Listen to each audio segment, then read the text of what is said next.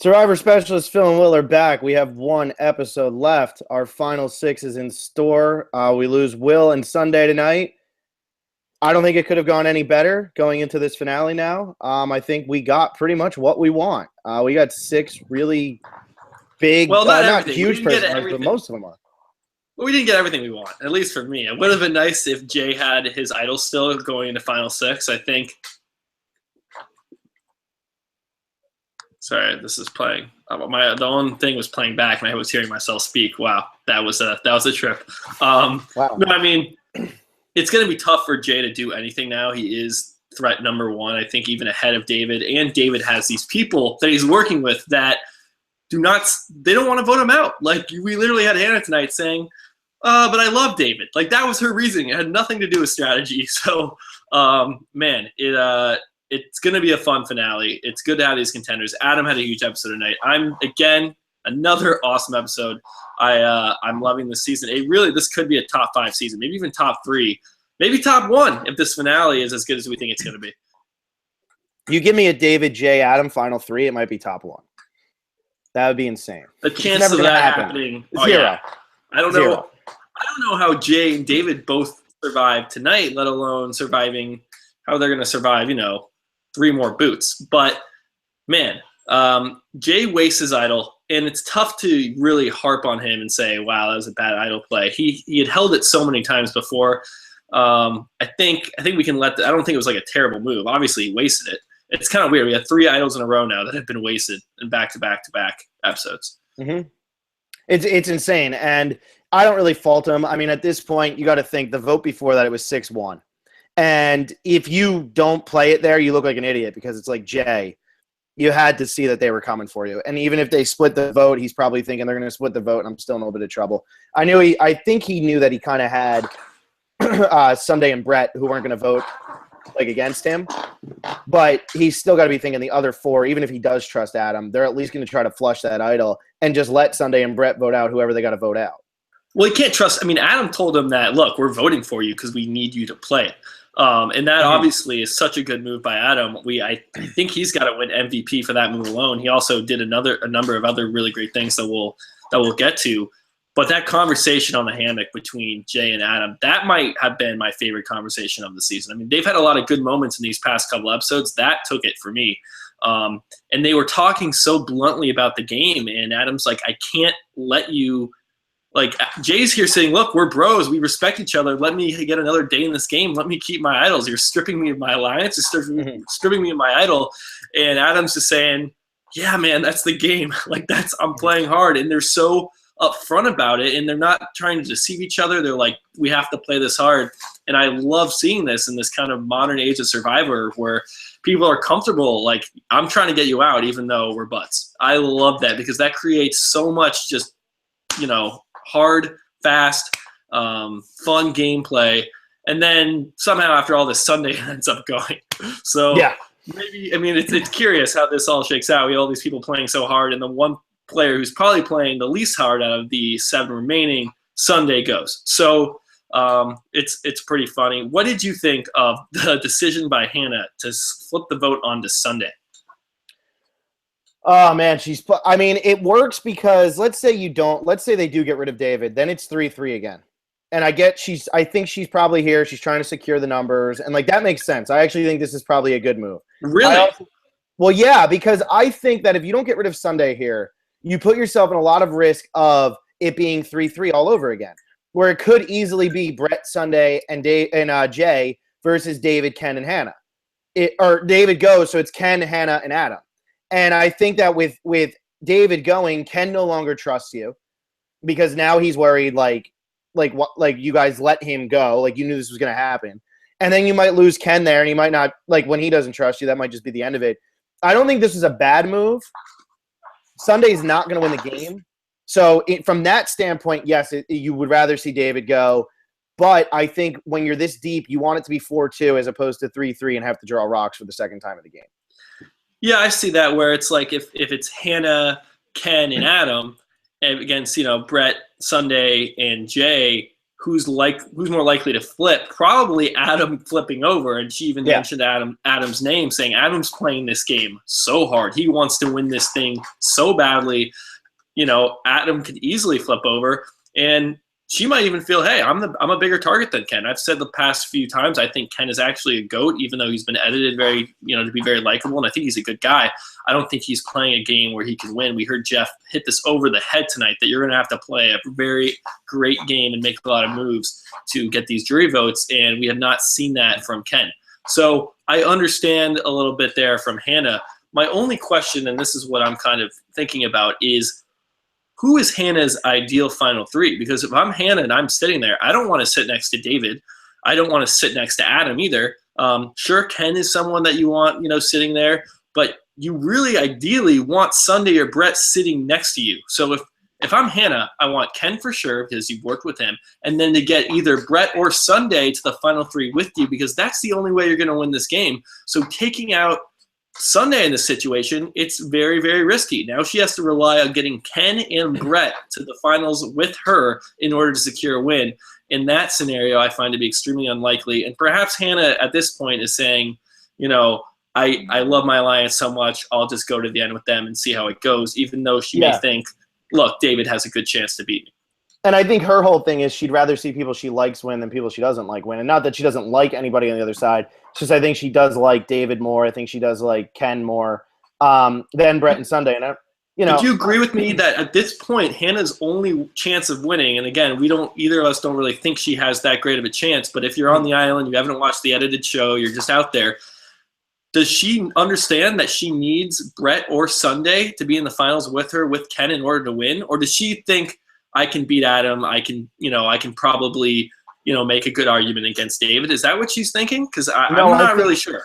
I think she kind of knows that the only people she can beat right now are Ken and Sunday. And I think she might think she can beat Adam. I don't think she thinks she can beat David.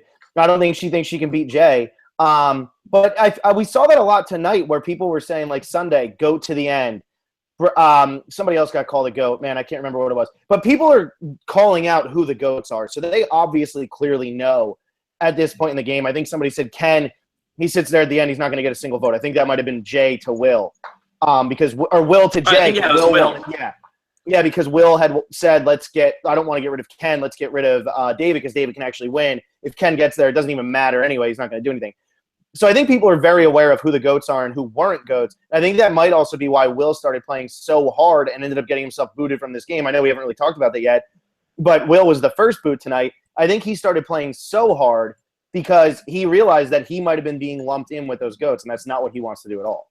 Right, and we saw him address that pretty thoroughly last week. Let's talk about the Will boot here.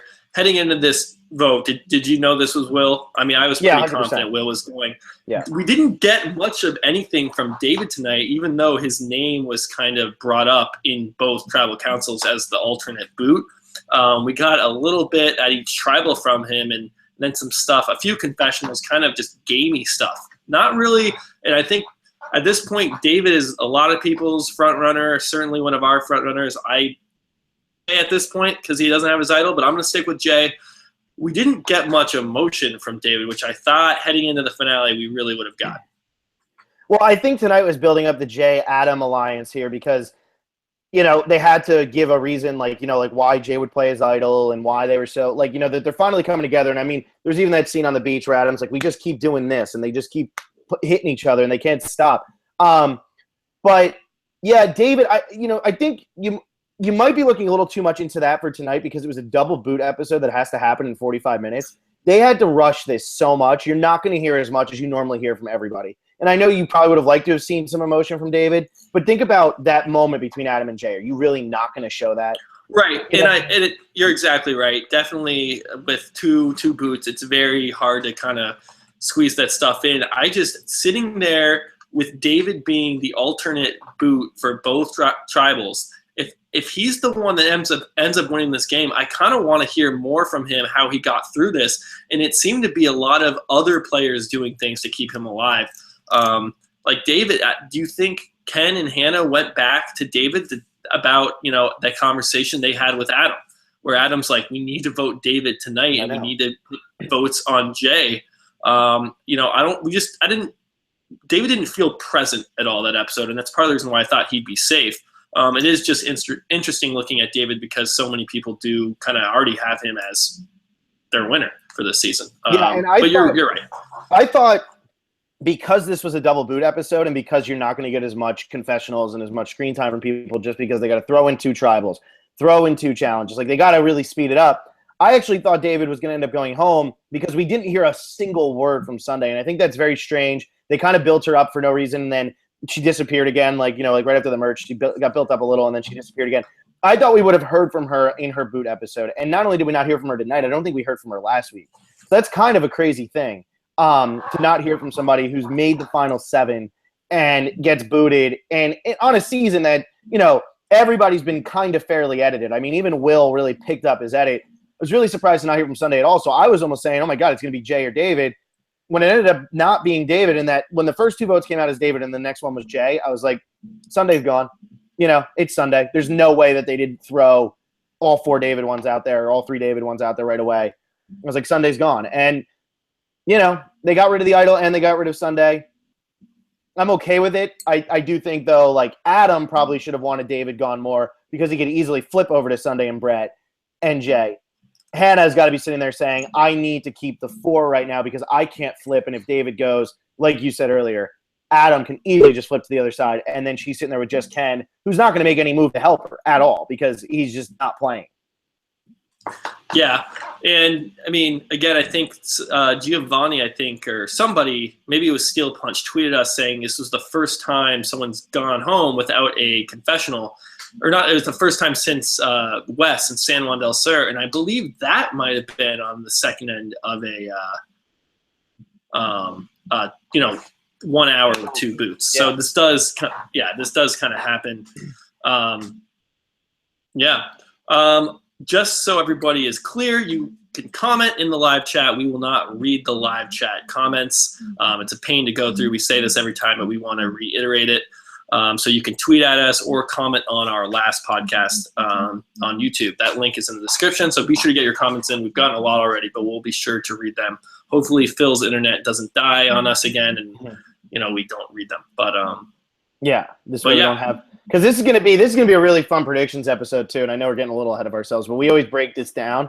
It's gonna be a fun predictions episode with these 6 people left because I honestly believe this might be the best remaining group we've ever had in a finale. Like, in a finale going into it, there's 3 people who legitimately can win this game against even each other, I feel like. I know Adam would have a really hard time against Jay, probably have a really hard time against David, but, like, he could pull that off. And David versus Jay would be a lot of fun to see who actually came out on top of that. I think we're going to end up with a Ken, Hannah, one of the other 3, but whatever. I don't think Brett's going to be sitting there in the final 3. But either way, this is just going to be really fun to break down when we do the predictions. Right, and that is always one of our most fun podcasts. We go jury vote by jury vote, every combination, putting the 3 other people on the jury.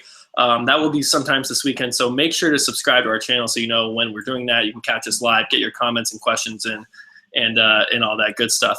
Okay, let's. Where do you want to take this from? I thought the Brett and Sunday move to get Adam right off the bat, I thought that was really nice. And it's funny just how Brett and Sunday have been this pair, and they keep sticking around. I mean, Sunday's obviously gone, but they keep bouncing to other people. And it, as much as we kind of wrote off Brett and Sunday early on as like, oh, they're just the Gen Xers that are hanging around, they played pretty hard. Sunday was, I think, playing, even though she didn't get much screen time. Brett obviously was picked up after the merge, but they just latched right onto Adam and said, hey, let's make something happen. We need to get David or Jay out. Yeah, and I thought this was really cool. I mean, they knew they had to get rid of Jay next. They saw where they sat in this whole situation, or they saw Jay and David are your 2 biggest threats. And they knew that they could go to Adam because Adam was very willing to work. And, you get rid of Zeke at one tribe, it doesn't necessarily mean that Adam is unsalvageable. And, they understood, okay, you had to get rid of the big threat. Now let's get rid of another one. And I thought this was really smart. These lower players, and this is another thing, they know who they can't beat. And I don't think a lot of seasons people realize who they can't beat. They don't realize who the front runners are. Everybody out there on that island right now knows Jay and David are the front runners. They knew Zeke was a front runner. That's why they got rid of him. So they're trying to make these moves, these smaller bunch of people. But Will was just such a wild card. I felt like once Jay wins immunity, it's like we got to get rid of Will because he's just going to ruin everybody's game. He'll flip back and forth the entire time, and that's going to demolish all of us. Yeah, let's talk about the Will boot for a sec, but I agree with you completely that these players on the bottom who aren't the front runners, usually these people are like, make it to the end, make it to Final Tribal Council, plead your case. That's kind of always been the mentality with these type of players, and that doesn't seem to be apparent with any of these players. Maybe Ken, who just wants to get the end, and maybe we saw a little bit of that from Hannah tonight. But for the most part, everyone is like understands. Look, not only do you need to get to Final Tribal Council, you need to get there with the right people. And so, just for the evolution of this game, it's so refreshing to see people fully understand that and then talk about it out loud and use that to influence other people's decisions and make up their own minds. So that's really nice to see.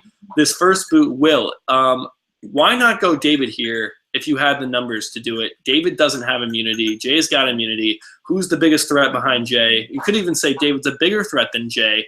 Do you really need to take out Will here? Is he really that much of a threat? Yes, and tell me why, because I agree. I would say because if you're Adam and you're Hannah and you're Ken, you get rid of David here. Will has already shown to be incredibly tight with Jay. Those four were all on the same beach. Yeah, Will flipped once to get rid of Zeke, but Will could easily get rid of David and then just say, okay, now I'll get rid of the other three. You don't want to leave this all. That's right.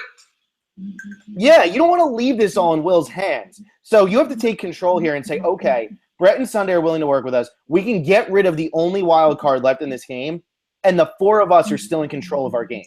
We get rid of David. Yeah, we got rid of one of the biggest threats, but now we've made the way so much easier for Will and Jay to go further because you don't really know if Sunday and Brett are going to flip back on you. Exactly. I mean, you get rid of David, it could easily be Jay, Will, Brett, Sunday. That four against Adam, Hannah, and Ken. Like that's honestly the most likely scenario. So I think this Will boot was pretty easy. And this is where I kind of come back to David, where I think he will get a lot of credit tonight for surviving both these episodes without immunity, without any hidden immunity idols, and being the top threat in both of them. But he didn't really have to do much here, is what I'm kind of saying. And I think Adam and Hannah did everything tonight. I thought Adam's episode tonight was so fantastic. He got credit for every move. And I feel like Hannah did a lot too. Hannah made sure that vote went Sunday. Adam was pushing for David. And Hannah was like, no, we're doing Sunday. And I guess at the end of the day, Adam was like, well, I can't do it. I can't pull enough people. We got to get rid of Sunday because I don't want to go and spill the beans and then I'm very untrustworthy. So, I really do think like David's going to get credit, but they really did edit it to make it seem like it wasn't David's doing that he survived tonight, which is surprising if he goes on to win this game. Right, and that's why I brought that up earlier, and of course the double boot argument makes complete sense there. Or if he didn't do anything at all, this is they have nothing to show that he actually had influence on these votes. Talking about Adam, right, he couldn't get Jay out. He did the very next best thing that you could do, and that is make sure Jay is playing his idol.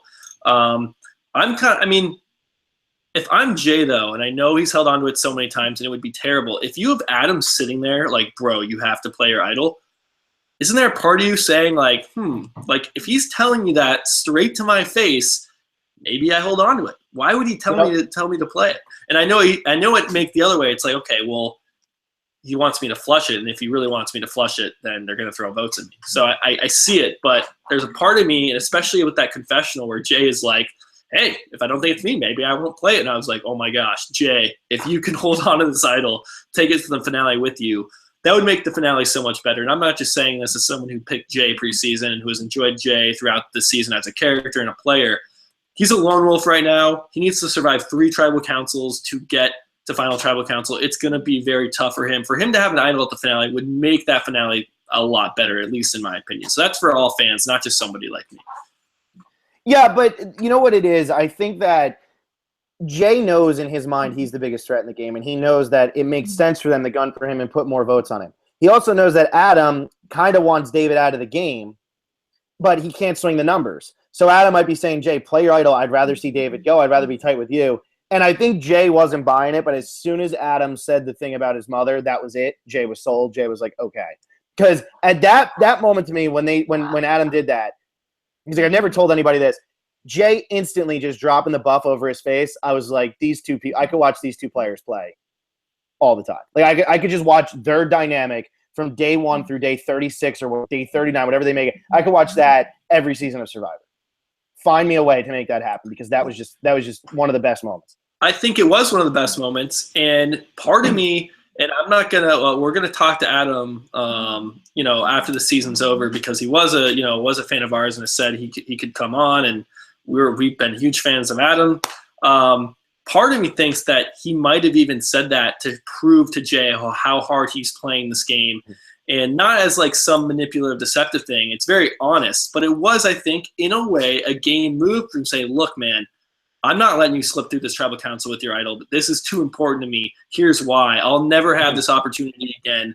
And he knows that Jay respects him, and he knows that Jay will understand this, and he knows that if he says, look, man, like, my mom has stage 4 lung cancer. It's bad. I need to do this now. I won't have this chance again. Jay's like, okay, like, now I got to play my idol.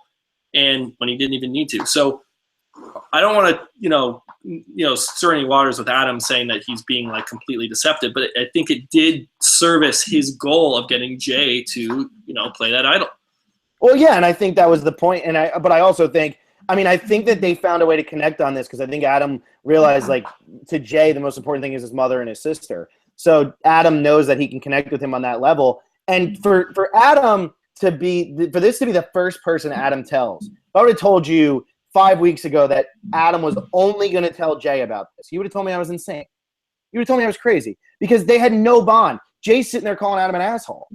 You know what I mean? And now here we are on day 35, and they're laying in a hammock, and Adam's telling Jay this, and it's like, he's not just this little weasel anymore. Like, he's a good dude, because, like, that's what I love so much about this cast, and what I've loved so much about this season is they know how to play the game, and they know how to forgive each other and realize they're people in a game.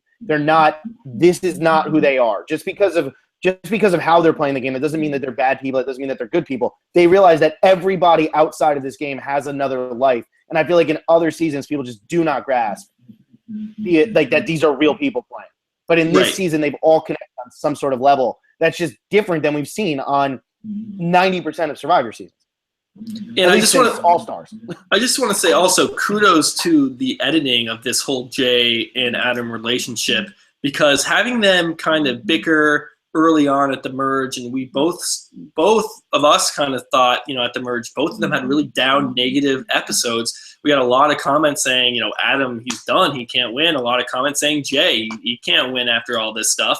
And so this moment right here is made so much better by the fact that they were fighting and brawling. And obviously the moment they had at the reward challenge last week with the loved one visit, all of that, I just think it's been played so well by the editors, and it's taken us for a real emotional, authentic ride as viewers, which I don't know if I see all that often, something that's been this authentic and real. But yeah, it has been great to watch.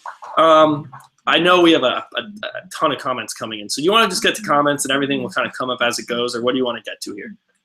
Yeah, we might as well do comments. If they're going to touch on everything. Like we said, this is mainly boots, challenges. There's not much strategizing going on, not much craziness, because they had to kind of rush through it. I did like those challenges. Both of those challenges I thought were awesome. That second challenge was great. That second challenge was phenomenal. Phenomenal. That's someone who's been looking at, taking a very close eye at challenges lately. That is something that is just super, super cool, that whole timing thing. It was funny too. It just kept happening over and over. And then you have Adam like just helping Ken blatantly, and Jay's like, what the hell are you doing? They get back to camp and Jay's all kind of pissed off.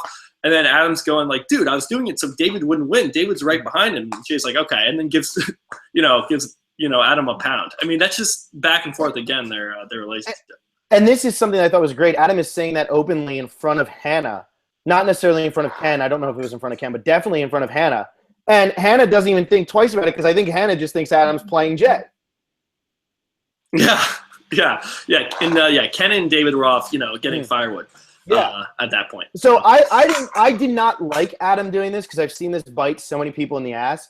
But the fact that David was the one who was closest to Ken, Adam could play up, I wanted to make sure David didn't play. And then to David, he could play up, I wanted to make sure Jay didn't win. So I think this was huge. Like, this was one situation where it actually worked. Normally, this isn't going to work, and it's never a good idea to try to help somebody else win a challenge, unless you're sitting there with an idol and you know that you're fine. Well, I think part of it was that Adam was so far behind. He had no chance to win. And if it's between Ken, David, and Jay, or just Ken and Jay, or just Ken and David, you want Ken winning in all scenarios. So I think he would have done it anyway. It just depends. Like if you're that far behind the challenge, I think it's a good move. And I love seeing strategy and the challenges outside of the rules that they lay out for you. I'm always a big fan of things like that. This is just so easy to piss off people for no reason. So that's why I'm like about it, because this is just an easy way to piss people off. But the fact that he is so well in with both David and Jay, I think that it was an okay move. If he only had Jay and needed to like convince David later on, then it would have been a bad move, I think, or vice versa. I think that this was okay because he's actually in with both people. He can just say, "Look, I was doing it so the other wouldn't win," and they'll buy it because that's who he's been talking about voting out the entire time anyway.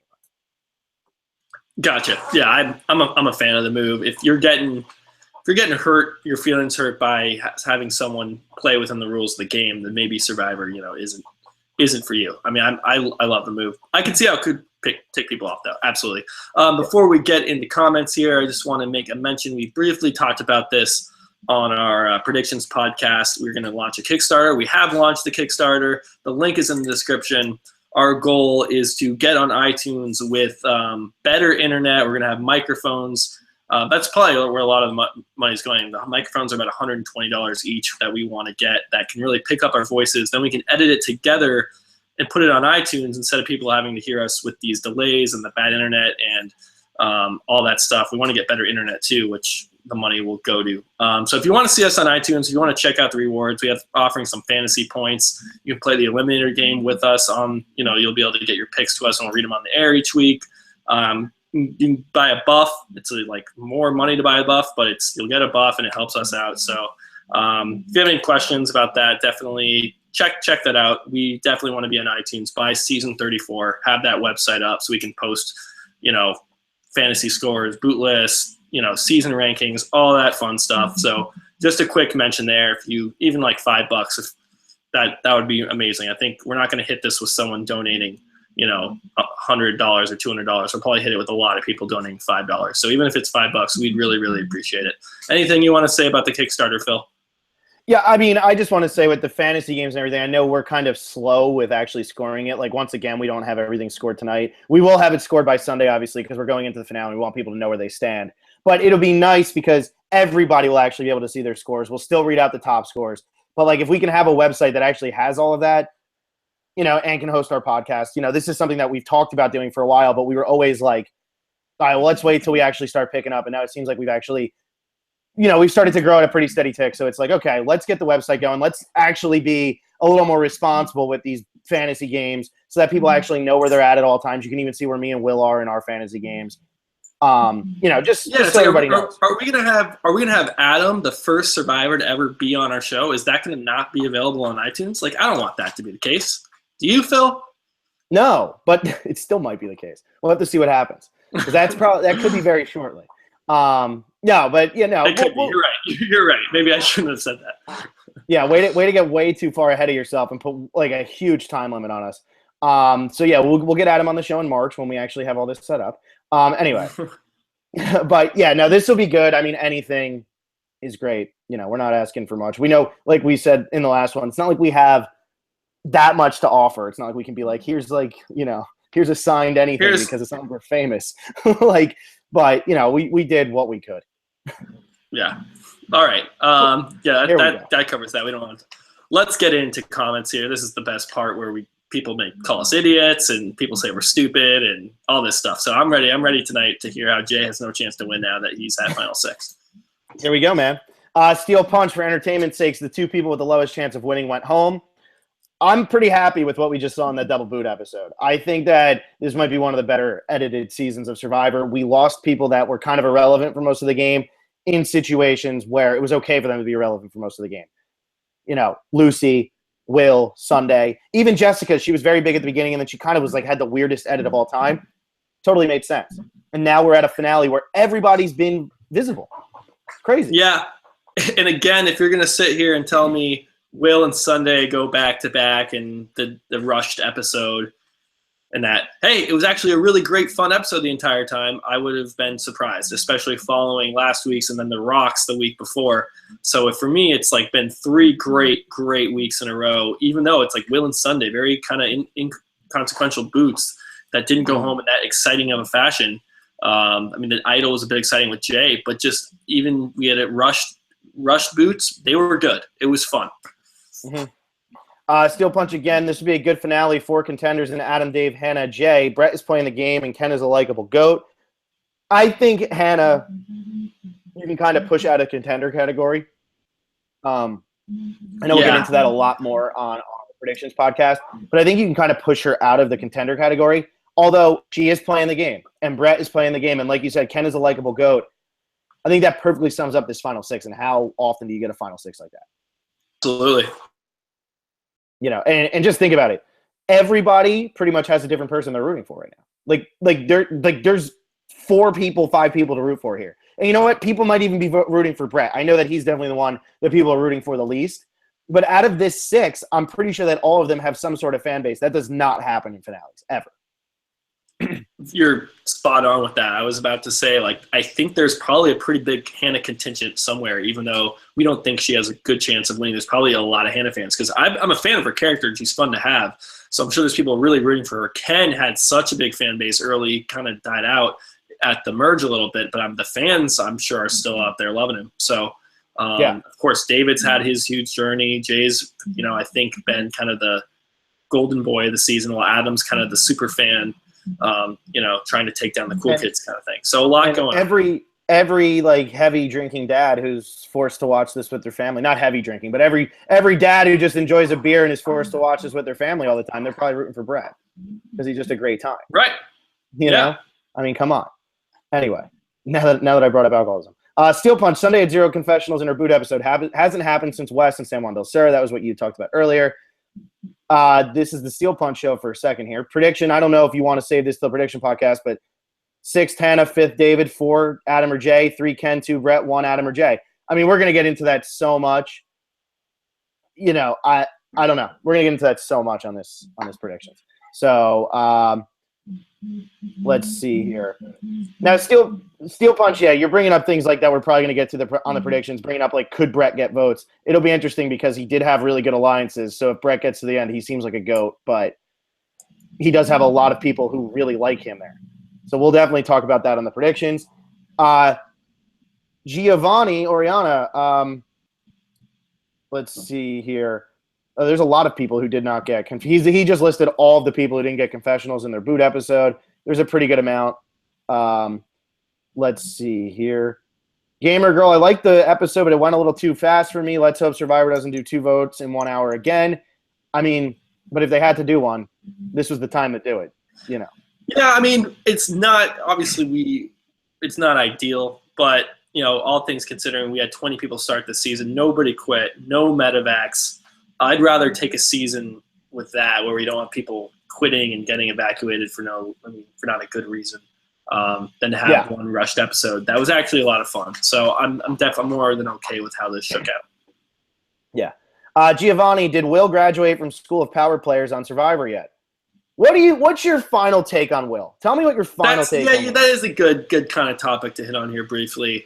I don't think Will was ever a power player as much as he says, I'm in control, I'm making the moves. Look, you flipped over once, and people quickly figured out this guy is a flipper. He's going to flip back again, and if we don't vote him out now, he's going to flip back. So we have to get him out. We broke it down.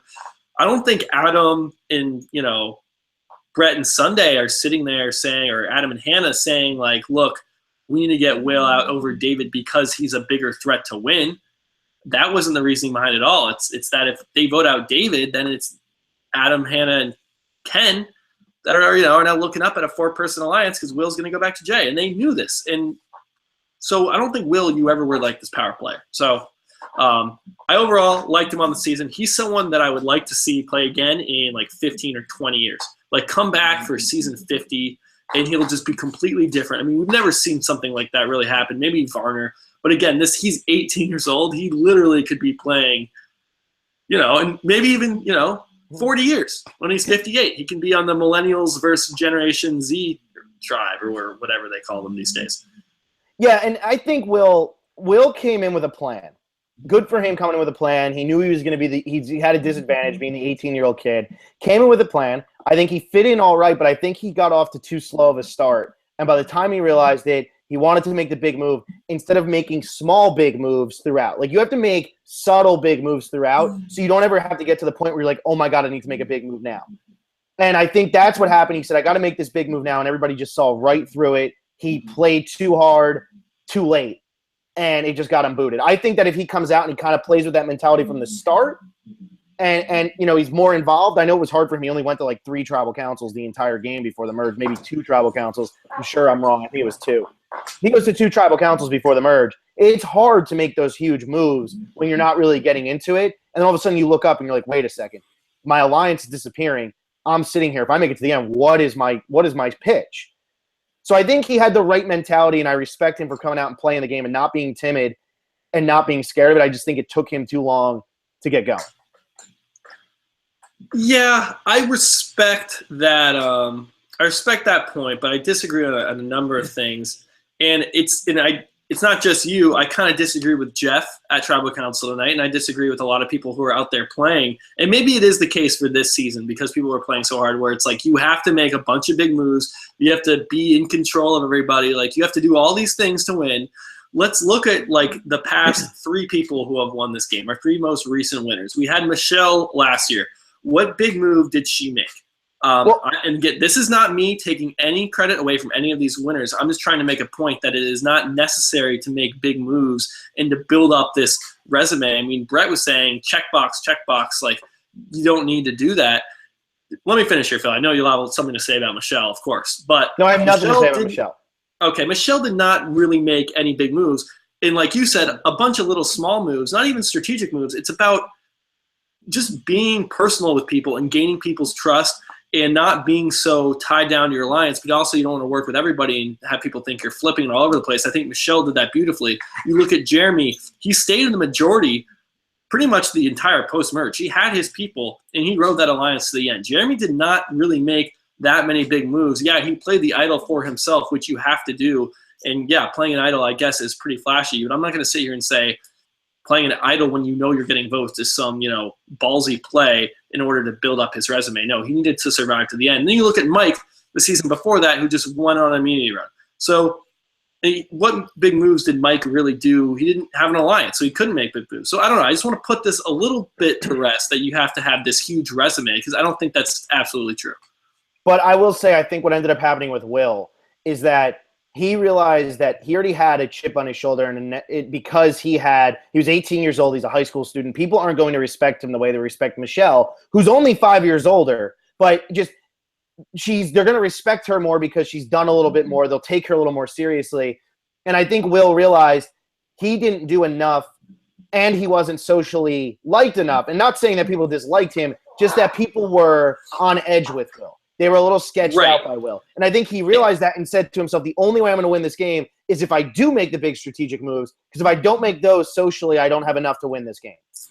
And that's a fair point too, but this will be my take on this. I think if Will executes this pendulum strategy to a T, where he votes out Zeke, then swings over, votes out David, swings back, votes out Jay, goes to final tribal council against pretty much anybody, I think he loses. I don't think he gets many votes. If he's sitting there with Jay, he's going to get Jay's going to take all the popular kid votes. If he's sitting there with Adam, I think Adam gets way more respect for being a gamer because that was Adam's MO throughout the game from the start. If he's sitting against Gen Xers, I think you have someone like David who would pull in a lot of respect. I mean, if it was Brett, Sunday, and Will, maybe. But I don't think Will, even if he did all this, would be able to win just because people don't trust him and they think, he's a rat and a weasel and all these things. So I get what you're saying, though, about how he is 18-year-olds and it's tough to be, like, socially competent at that age and build relationships. But I'll just point out one of my favorite winners. I do this very often. Fabio, he was 21 years old. So much easier. I don't really – I know.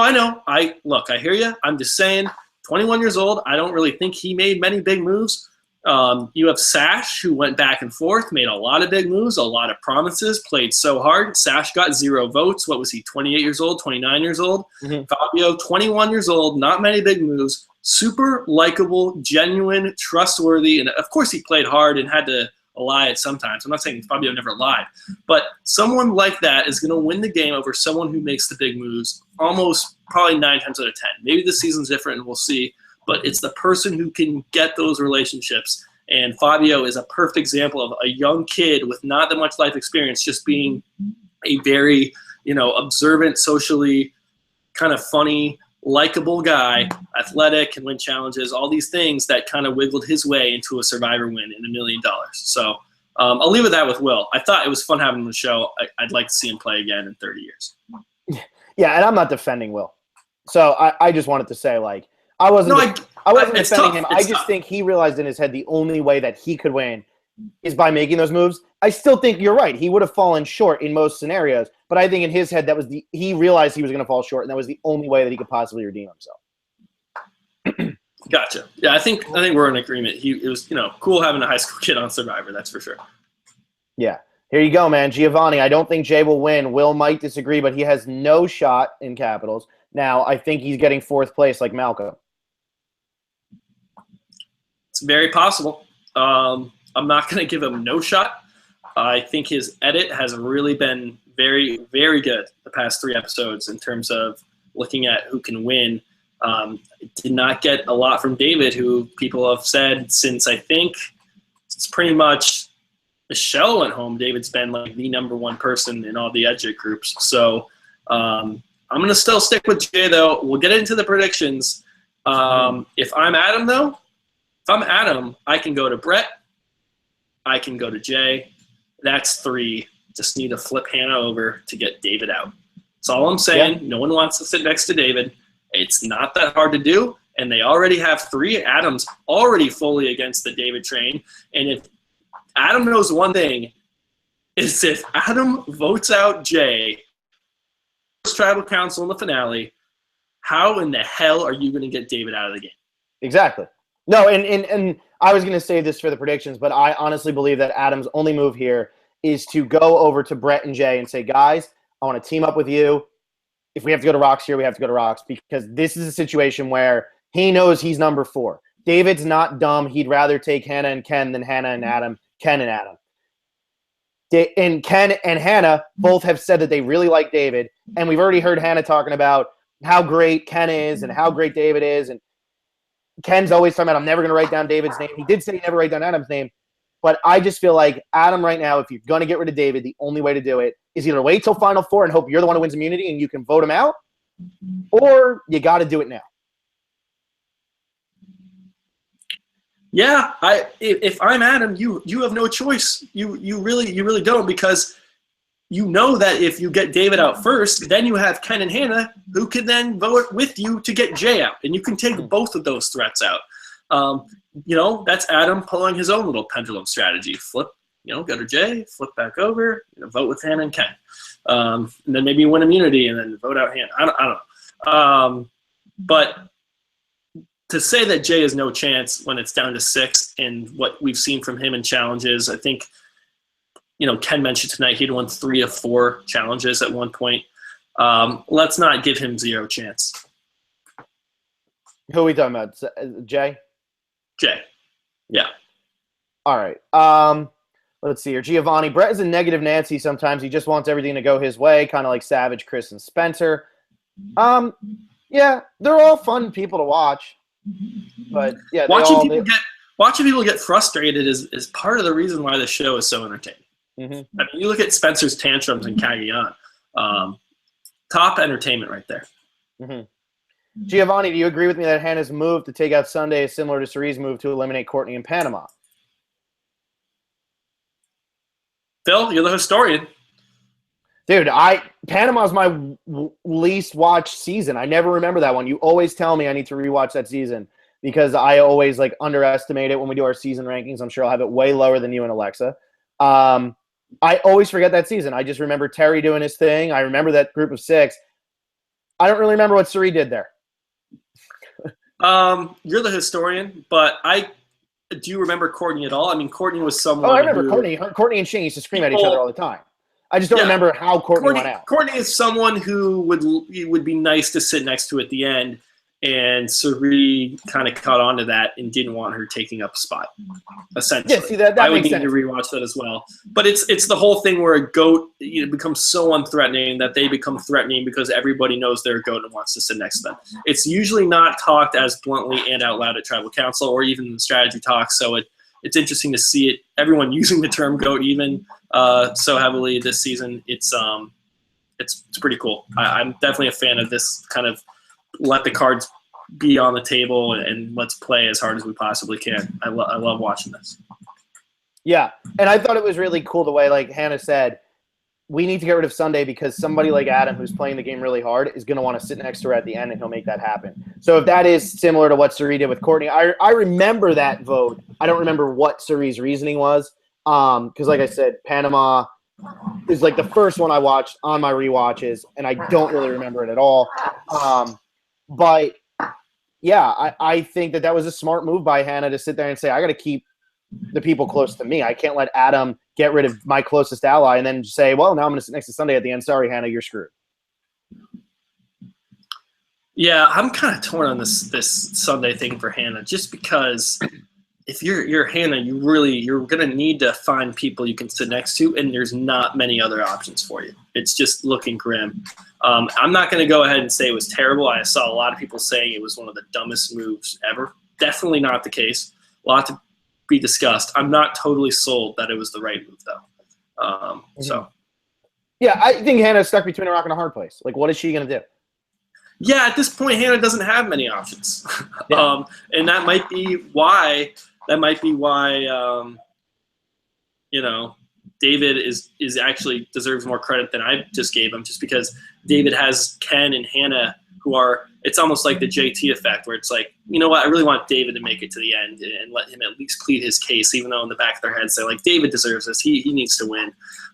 We might be seeing a little bit of that, and for that we do need to give David a lot of credit for building trust with that many people when everyone else has been yelling threat, threat, threat the entire time. So when I was a little hard on David earlier, it was just we didn't really see him do anything to stay in the game. This episode, what he did was build relationships over the course of the season to help him out, which is actually probably more important if you just heard my rant about Will. So I kind of just realized, you know what, maybe David is MVP. I was going to say Adam, but I guess David might be in the mix as well. I'll take David. He's on my team. Giovanni, why did It's Adam. Why did Adam tell Jay about his mom? Jay could tell everyone and could be viewed as a threat. I think this is just a bonding moment. It's just one of the things that in the moment, you know, it's something you bond over. You use it. You can look at it as a game move. I think it's a little bit of both, but I think most of all, this is to try to gain. I think it is to try to gain a little bit of Jay's trust and everything. So it is a bit of a game move, but I do think this is a bonding thing. I think Jay and Adam over those past couple days out there really kind of had a really unique bond, like you're saying. So Adam felt comfortable telling Jay and comfortable that Jay wouldn't go run and tell everybody else. And then also it really does put that thought in Jay's head, like, damn, this dude is playing as hard as he possibly can. I got to play my idol tonight. But, definitely sincere. And I would not worry about Jay telling anybody. That would not be – I don't see Jay doing that. Yeah. Gamer Girl, do you think David's fake idol will actually work next week? Yeah, I have to tune in Sunday for that one, right? Yeah, I mean, I'm curious to see why he's even doing it. I get he thinks he's in trouble, but I'm surprised. We hear Adam say something, idol, we as a conventional, idols can ruin everything. That could be easily edited from, idols can ruin everything, good thing it's fake. You know, who knows where they got that soundbite from. It doesn't look like a real idol. I think the idols have all looked the same this year. I know they mixed up what they looked like in, what was that, Second Chance? Every idol's supposed to look different. That really never came to fruition, even though that was a supposed twist for that season. I don't think it works. Or they're going to have to flush it. If they know he has an idol, flush it to get him out this vote. I'm not sure when it comes up in the 3 tribal councils that we're going to see before the final tribal council. So it'll be fun to see. Fake idols are always fun. Mm-hmm. Gamer Girl, sorry, Will, I no longer see your boy Jay winning. I would like him to, though. I think winner is now clearly Adam. I don't think so. I don't think so yet. That's for sure. Adam's definitely improved his chances, though. That's for sure. But I don't think it's clear. Speaking of Adam, See, I'm just not sure how much the jury understands Adam and respects Adam. I'm not sure how much effort Adam put into getting to know Chris, getting to know Taylor or Michelle. I don't know. Well, he put in a lot of effort with Taylor. We saw that. Oh, he did put in the effort with Taylor. It did not go his way. I don't think he's getting Taylor's vote. Not even effort. I just don't know who Adam really has on the jury. Maybe he has Jessica. The thing that always happens with Ponderosa is if Jay gets voted out and Adam's not sitting there Adam's sitting there at the end and Jay's on the jury, Jay can say to Taylor, "Look, man, you got to understand what Adam did, what Adam's going through, and that could easily sway somebody like Taylor." That's very true. That's looking beyond the game. I love it, Phil. That's why we talk about this. That's a very good point. Yeah. And then Gamer Girl says, speaking of Adam, why is no one bringing him up as a threat?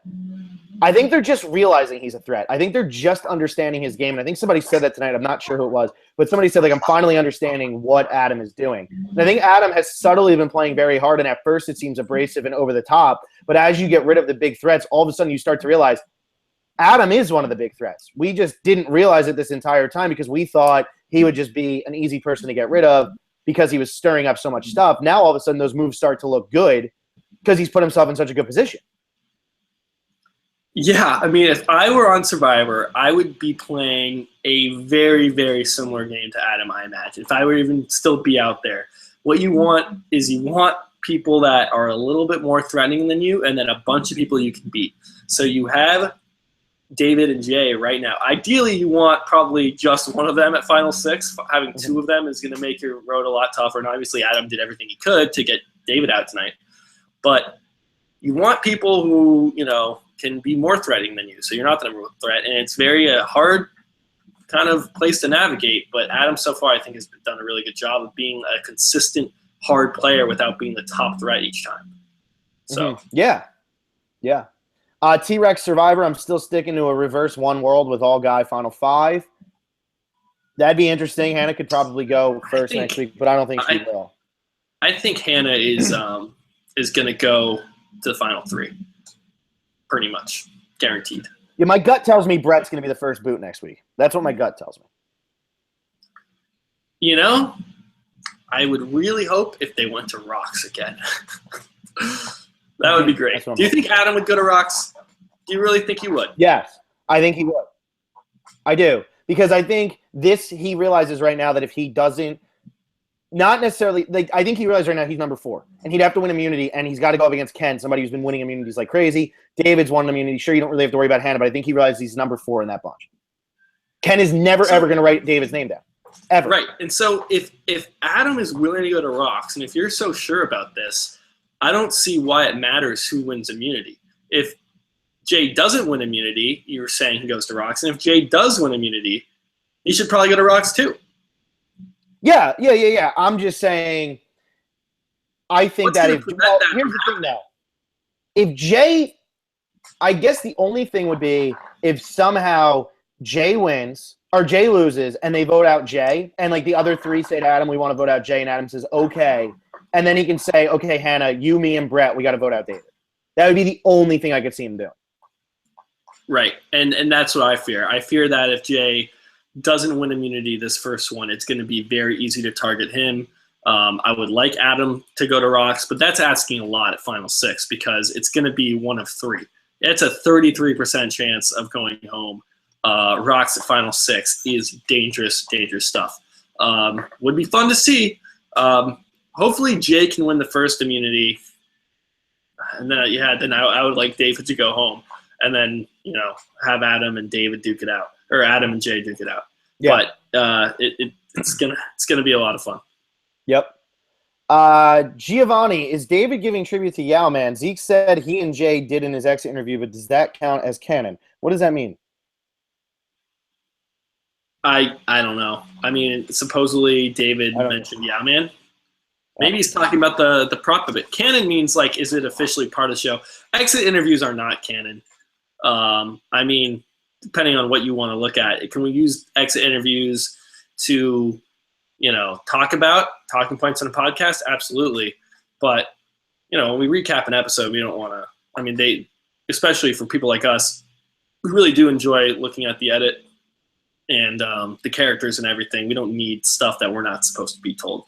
But that seems like pretty inconsequential stuff with Yowman being mentioned. So I don't really know. Mel, this is obviously during the episode, but if Will wins this season, this would be the first thing to put on his real adult resume. But he's gone. I think you can put it on there. You can put it on there anyway. You made it 35 days, 34 days. I mean, you were on Survivor. That's got to be a good talking point. Even if your first boot, you can put that on your resume. Yeah. Giovanni, is David the reverse Cochran? I would love that because I want him to win. I mean, David definitely put himself in a power position, or at least when he's on the bottom, he's got somebody to work with. Cochran literally just folded like a chair. I don't know what reverse Cochran even means. Yeah, I guess just I don't either. Anyway, Giovanni, are Brett and Sunday like the Minions going from alliance to alliance? First Paul, then Chris, now Zeke. And then he puts up a picture of the Minions. I guess Brett and Sunday were interesting because they were always together. And you knew they were always going to vote together. That was the only pair that you knew every single time was definitely 100% going to vote together. I guess Ken and David. But David would do his own thing. Ken wouldn't. Brett and Sunday were never not going to vote together once they ended up on that Ikabula trial. And it was funny because no one looked at them as like this power couple. Mm-hmm. Yeah. Which is, that is funny. Like, nobody ever thought, like, Brett and Sunday are going to win this game. But they did at that Ikabula Beach when they had to go to that one tribal council. They did show signs that they had to write each other's name down. They were pretty okay with it. They voted together. I don't think they were like that close out there. I'm sure they're really good friends. I'm not sure their bond was, this supreme connection though. Mm-hmm. Mel, definitely glad the GOATs are going home. I'd love to see an Adam, David, Jay finale, but I doubt that'll happen.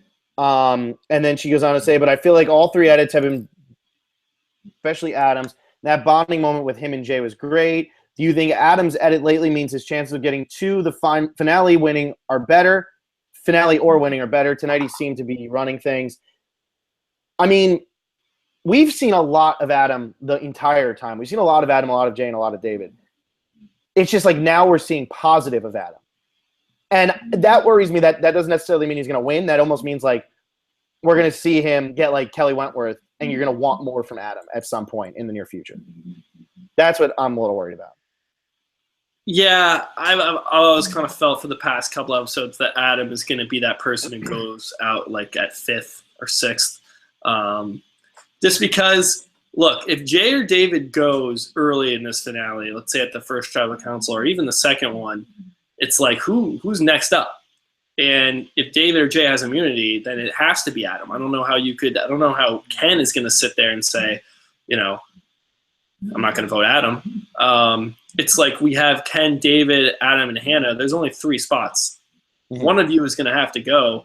And I think Adam's been the one he's the one talking with Brett and Sunday. He was the one going up to Taylor and Jay early at the merge. He's been the one, I think, kind of on the bottom of that foursome for a while now.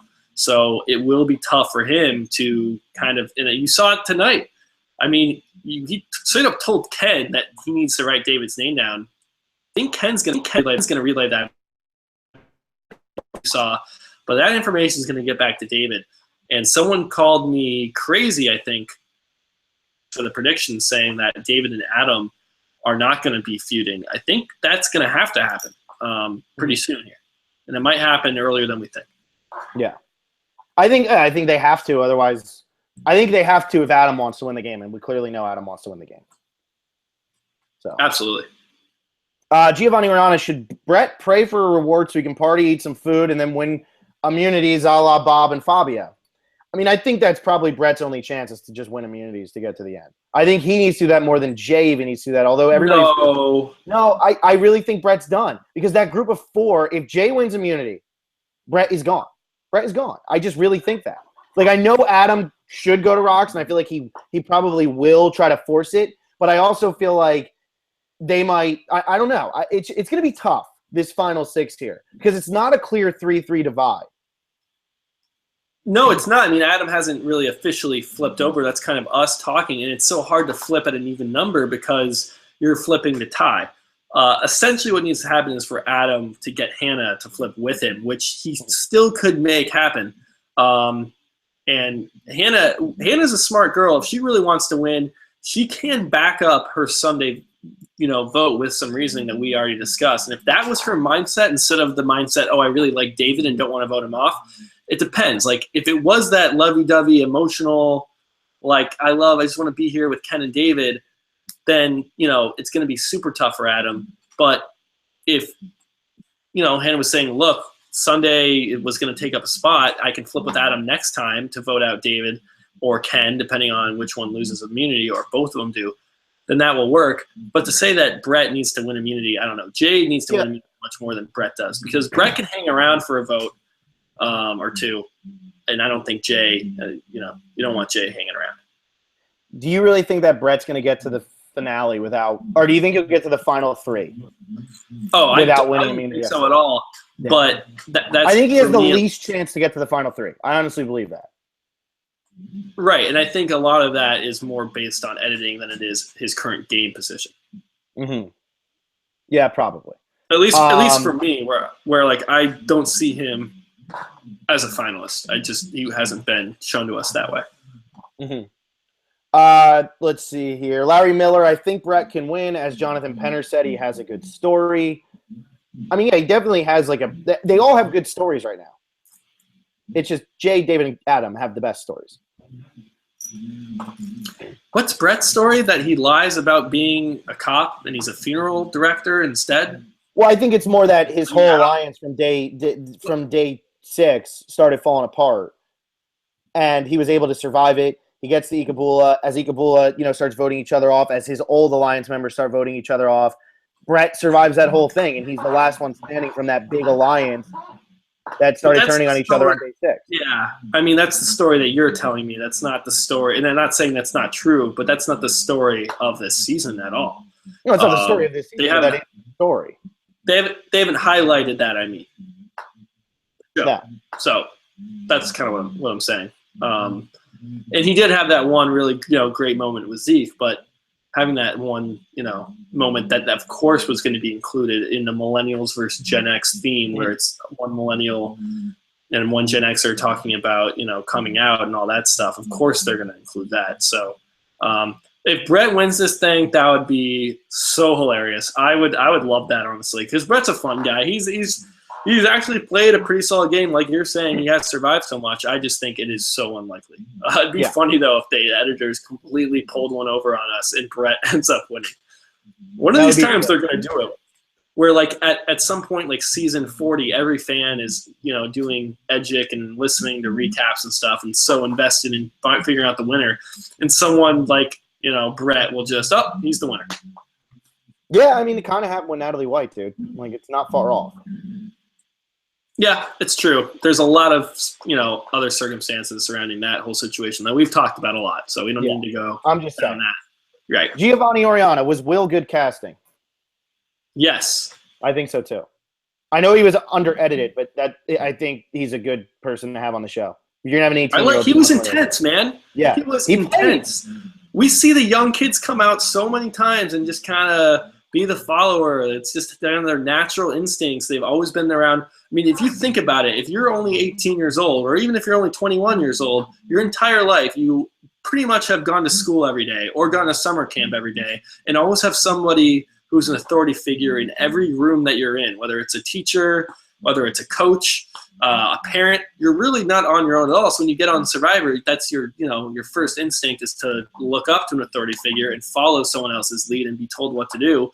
Will did not show signs of that leaving this game. Maybe he did early. We didn't see much early. So I give him a ton of credit. I liked Will. That was a great description of that. I thought that was phenomenal. That was good, Will. Good for you. Joe Brochacho, what will Ken receive on day 36, and will Jay be able to steal it? I don't think Jay can steal it because this is something completely different. It's not a reward. But what do you think? Is it just going to be an advantage in immunity challenge? This question comes up every time, and I think it's because this is what we're dealing with here. We have a new legacy advantage that's come into play. We have a new reward seal that's coming to play. Are they going to have something else new, three new twists in one season? I mean, I guess it does happen, but it'd be a lot of new advantages to all of a sudden come out of nowhere in the 33rd season, where they usually try to introduce one thing in and kind of let it simmer, tweak it here and there, something like the vote steal, where now it's a vote doubler. It was a double vote, and then it became a vote steal. Mm-hmm. I think they're going to stick with the classic advantage. Now I say classic, it's only been like the past 5 to 8 seasons, but the advantage where you get some benefit in the final immunity challenge. We had the whole juror thing last year. I don't think this is the jury thing. They don't have time for that. So, and why would you do it on day 36? Yeah. Do you have any other ideas that are even feasible? Because we've heard some crazy ones tossed out that they're going to go immediately to tribal council and then you're immune for that one. Stuff that's just really, I don't think Survivor will mess with or touch. But they messed with the jury system last year. So I think this late in the game, I would say it's either going to be just an advantage in an immunity challenge, or it's going to be of a double vote. And I could still see it being a double vote, because the double votes normally come into play late in the season anyway. I know it was a little bit earlier in Second Chance, but in Worlds Apart, I think it might have been like Final 8 or something like that. Like, it does come in late. This is Final 6. I know it's late and it's day 36, but they were probably planning to have 6 people left on day 36. So maybe it is a double vote, but I'm hoping it's not, because if it is a double vote, then everything we've said so far is just useless. David is fine, and David's going to... A double vote at day 36 would be such just utter awfulness. I cannot tell you how much that would make me angry. Not good. Yeah. We'll see what happens. Giovanni, where am I? Yeah. Is David Spradlin like in terms of his social game? I don't think so. Spradlin owned it. David's been neurotic as hell. Did you have people yelling, Kim is the biggest threat, Kim is the biggest threat, we have to get her out, 3 straight tribal councils in a row? You had the entire viewing community yelling it. Not the players, though. That's what made Kim so good. Made her so good. Yeah. She had everyone buying into her. She gave people like they were going to be the one. I mean, she was a master. Yeah. Joe Brochacho, like Hannah as a person, but game-wise, she's being too emotional. Said it last week, she's going to be a GOAT. With that said, I see Hannah 100% playing again. Great character. Yeah, she had that whole thing where she's like, I don't want to vote Will off because I feel like I owe him, but I also owe David. And I also, it's like, yeah, you owe everybody. But you need to win yourself. Like, you can't sit here and... Didn't she say she was a super fan? Like, this is what I don't get. If you are a super fan and you're finally out there, you're really going to be like, oh, well, this isn't good for my game, but, I like David, so whatever. Yeah. Like, I don't know, man. Come on. I don't know. So I guess tough. Yeah. Giovanni, are you excited to talk to Adam soon? He's played good, and I hope he wins because he's a great guy and for the prop bet game. I mean, yeah, obviously. It's going to be cool. And especially if any of our other listeners end up making it onto the show, you got a lot to live up to. You got to make it to, like, Final 6 at least. That's tough. You got to make it to the finale of the season, for sure. And you have to, like, be in some sort of position to win. You can't just be a GOAT. It is cool. I don't think I haven't really come to think of this. Adam, he was listening. He won 2 bucks from us before probably at least a year before he even got cast on the show. Mm-hmm. He goes out there, and I've kind of taken it for granted. We have Adam still on the season. He could have been booted off pre-merge, and we had to say, okay, nice to talk to you, Adam. I mean, Adam's become a fan favorite. He has such a compelling story. He's playing so hard. He's playing very smartly in a lot of ways. So it is really awesome. I think we're very lucky to have Adam and he's tweeted out a couple of our podcasts, and thanks to him for that. So we got very lucky here, Phil, that Adam was the one that got cast out of all of our listeners.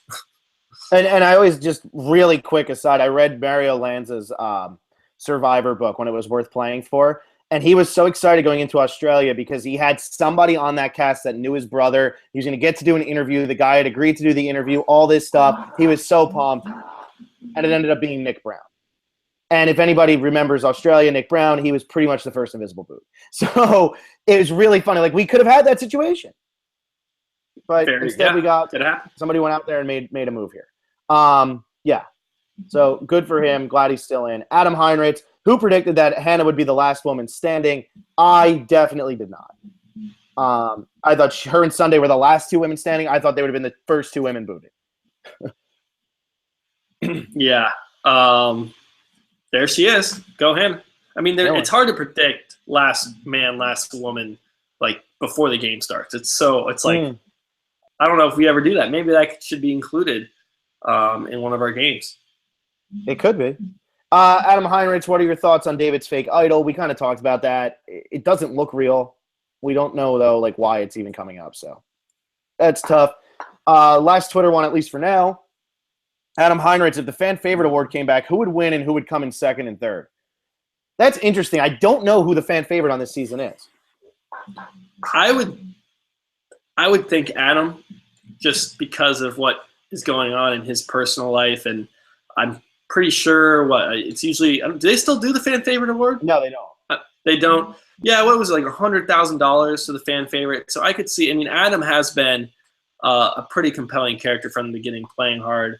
Ken is somebody who got a lot of fans very early, so kind of depend on whether they stuck around. And then David. David's been incredible. I think Michaela wins. It depends when they ask you to vote. You know, if it's like player of the season. I remember it was the sprint player of the season. So they used to do player of the week. It's player of the season, and they would do it like right after the finale or like during the finale. And if you're all the way down there and you have Adam and David and Ken, and you haven't seen Michaela in 6 weeks, then I still think people still don't forget Michaela.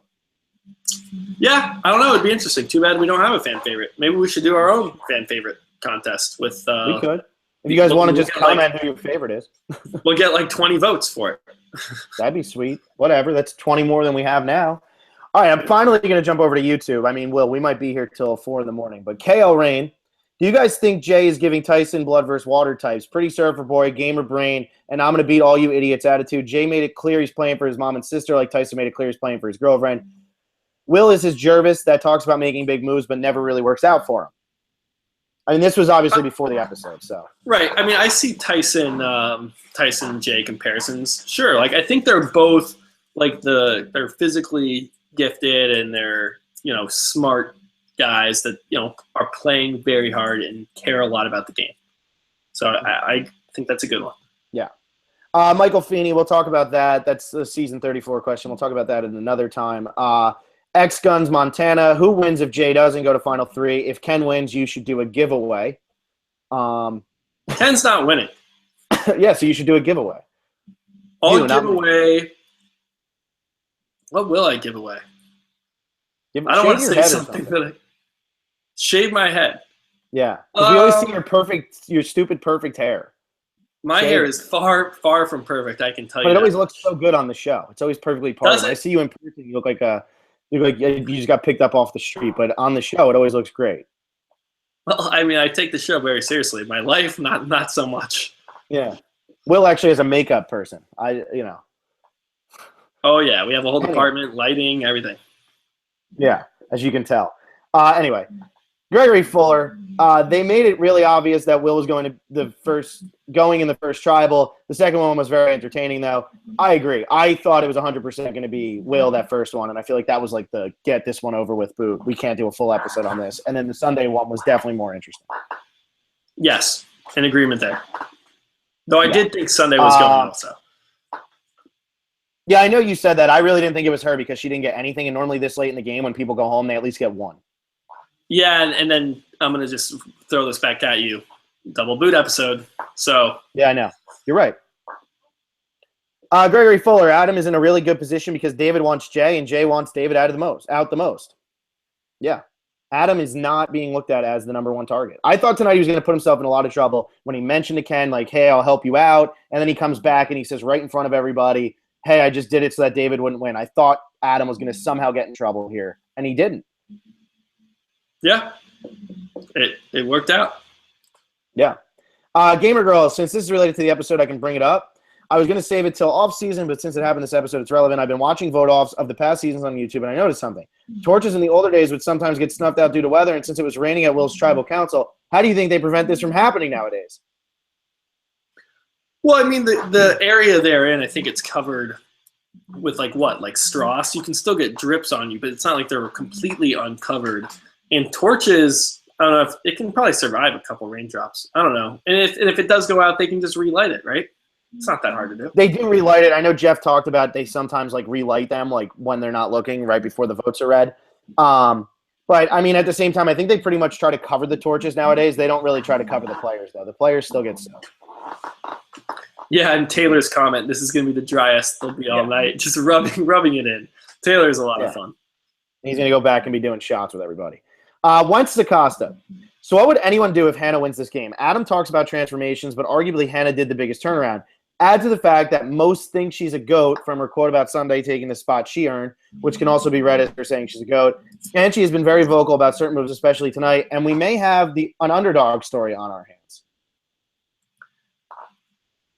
Yeah, I had Hannah as someone who I thought was right up there, not all the way up there with Jay or David, but kind of just a tad below, and was probably ahead of Adam for a while. I don't think after tonight, she doesn't. We're just not getting enough like winningness from her. She doesn't have that. I mean, I don't know. She's been pretty influential in the last few votes though, so. I do give her credit for that, and I think she's playing a good game. She just needs to really realize who she can and can't beat, and I'm not sure she's doing that. Yeah, I think that's spot on. I think she played a good game. I think everybody who's made it this far, I think everybody who really made the jury on this season, except for Taylor, played a really good game. I really do. I think they all played very good games.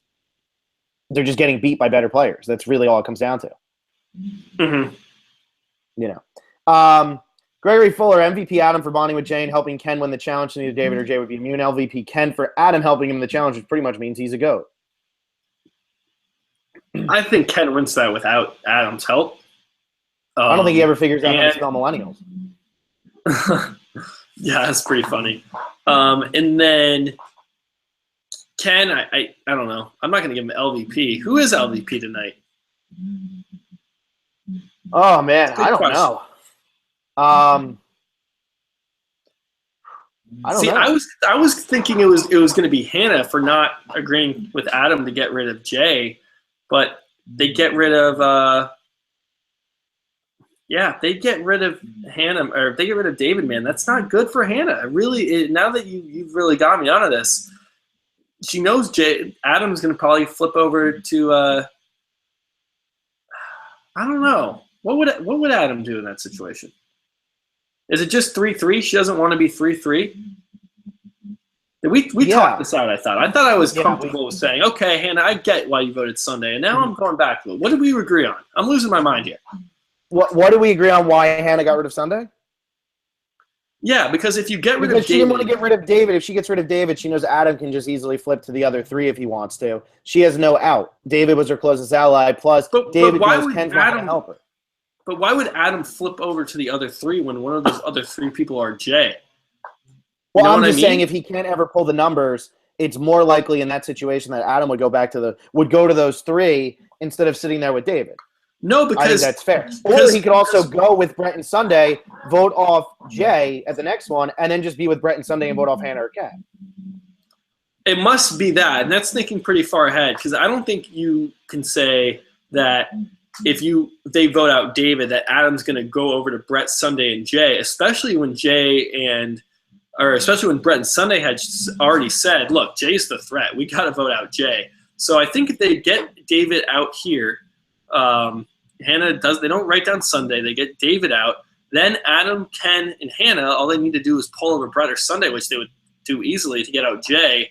And then this is where Hannah is at in her mind that, once this happens, Adam's just going to go with Brett and Sunday. Because that's kind of a stretch for me to think that's why she didn't vote out the number one threat in this game. Yeah, but I think it's just because the number one threat is in her alliance, and she realizes that if she gets rid of him, that's pretty much her closest ally in this game right now. She gets rid of him, then it easily could be 3-3, or Adam could flip. She doesn't have a relationship with Jay. She doesn't really have a relationship with Brett and Sunday. Other people do, so I think she needed to make sure to get rid of one of those people.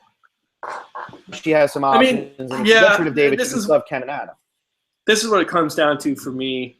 does Hannah realize that she needs to vote out David if she wants a chance at winning this game? And if she understands that and still has a reasonable explanation like the one we just talked through, then I don't want to give her LVP. But I see no evidence that she thought that through. And instead, I think she was just like, I don't want to lose David because he's my friend, which that definitely does deserve LVP. And then gets rid of Sunday, who's someone that even she could go and work with. I mean, Hannah was right there with Brett and Sunday on the Ikabula tribe for however many days. I mean, she has relationships with those people. Yeah, but she's also very skeptical of Brett and Sunday, especially Brett. Yeah, but you're not skeptical of David? No, she is. He's going to win. But I think she has a tighter relationship with David and knows that David is on her side. She doesn't know that Brett is on her side. Well, this is obvious. You're losing your mind because you're overthinking it.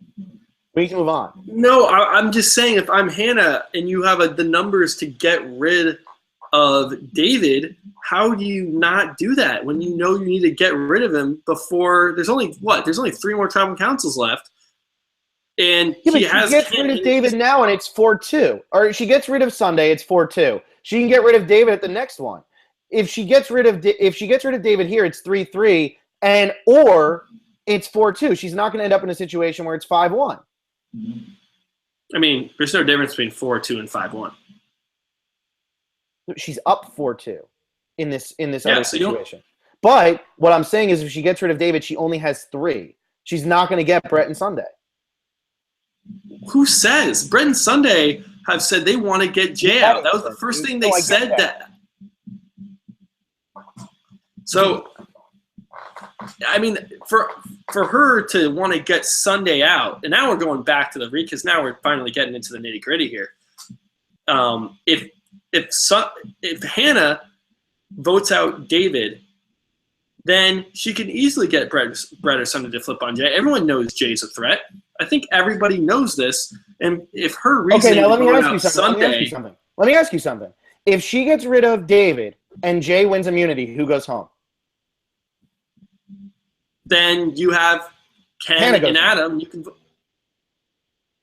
Why does Hannah go home? Because they already say that Ken is a goat, that he's not going to win.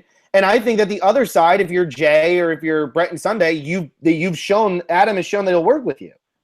And Hannah knows that. Adam, once David's gone, Adam doesn't need to work with Brett or Sunday. Why would Adam piss off Hannah and Ken and flip on them? Stay with them if Jay wins immunity and it's 3-3. Well, you're looking so far into this. Well, if she went this far into it, but this is the whole point. I don't think she thought this through. I don't think she got this far.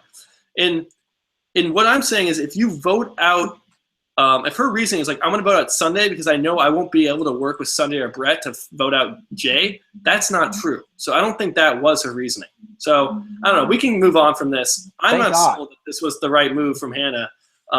So comment below. Do you think this was a good move for Hannah? If you think this was dumb from Hannah to get rid of someone that you're probably going to need to sit, you're going to need to sit with a combination of either Brett or Sunday or both of them to have a chance at winning. Take Ken with you in one of those. It's the only way you're winning. So you had a shot to take out the number 1 player of the game. Instead, got rid of a GOAT. I'm now thinking she's LVP. I'm putting her up for LVP. But she also said she wanted to get rid of the GOAT because she knows how hard Adam is playing the game. Adam might flip on her to go sit at the end next to Sunday.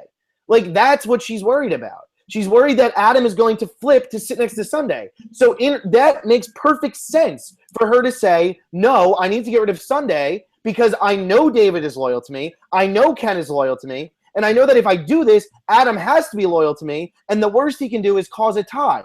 If I get rid of David, then Adam can easily do exactly what I just said he was going to do, which is go and sit next to Sunday at the end. She specifically says in the episode, Adam is playing really hard. He would love to sit next to a GOAT like Sunday at the end. She specifically says that. So if she gets rid of David, Adam can easily just go do that, and Hannah is screwed. I don't know what you're not seeing. What I'm not seeing is how she thinks once David's gone, Adam can just walk to the end and put Sunday on a leash and get there. That's not how this game works. She's worried that he has a relationship with her. And she said that. Like, I don't know what you're. What? She didn't say relationship. She didn't say relationship. She said Adam's playing very hard and wants to sit next to Sunday, who's the biggest GOAT. And I understand that. It doesn't mean Jay's not still in this game, that everyone's going to want to target. That doesn't mean you can't work with Brett. That doesn't mean you can't work with Sunday. Like, these are things that you can do to further advance yourself in the game. To sit there and say Adam can go work with Sunday and Brett. Well, guess what, Hannah? You were on the beach with them, living on a tribe with them for however many days, 10 days. You have a relationship with them too. And if you want to win this game, you can't let David walk to the end and just keep voting with him. I'm sorry. That's you have to realize that in thinking this far through it and saying, look, Adam, like, he's going to all of a sudden flip over with Brett and Sunday to vote me out when Jay is still out there, and then Jay goes home. Then it's Ken, Hannah, Adam, Brett, and Sunday in the final 5. And Hannah thinks that Adam will sit there with Brett and Sunday. Yeah, that's possible, but that's not guaranteed in the slightest. If you take David, how do you win? At least you have a shot to pull Adam. Or why can't you go up to Brett and Sunday and say, look, Adam's a bigger threat than me? That's a fairly easy thing to do at Final 5, right? To go, hey, we've Adam's already said that really she was hard. between a rock and a hard place. There is no good move for her here. I don't know why in like the last 45 minutes your opinion just went so insane here that this was the worst move ever. Like you're going crazy. No, I don't think it's the worst move ever, but you had me convinced earlier that okay, then he flips. So now I'm sitting here. Why can't Hannah work with Brett and Sunday? She was on Ikabula. She's less of a threat than Adam. She can easily throw Adam under the bus. And this is all under the assumption that Hannah is playing this game hard and playing to win. And that might not be the case. And if that's not the case, I want to write her name down for LVP. This is why it came up, because we don't have an LVP candidate. And I'm thinking, man, Hannah, if she really was playing this game to win, voting out David gives her a better shot at winning $1 million than voting out Sunday. And I think that is true. Okay? So you can disagree all you want. You bring up great points, and I think it's something to debate, and it's been fun. But for the last hour. Yeah. Can we please go to something else? I'm begging you. Sunday's gone. Yeah. It's over. Of course. I'm just saying, Hannah LVP.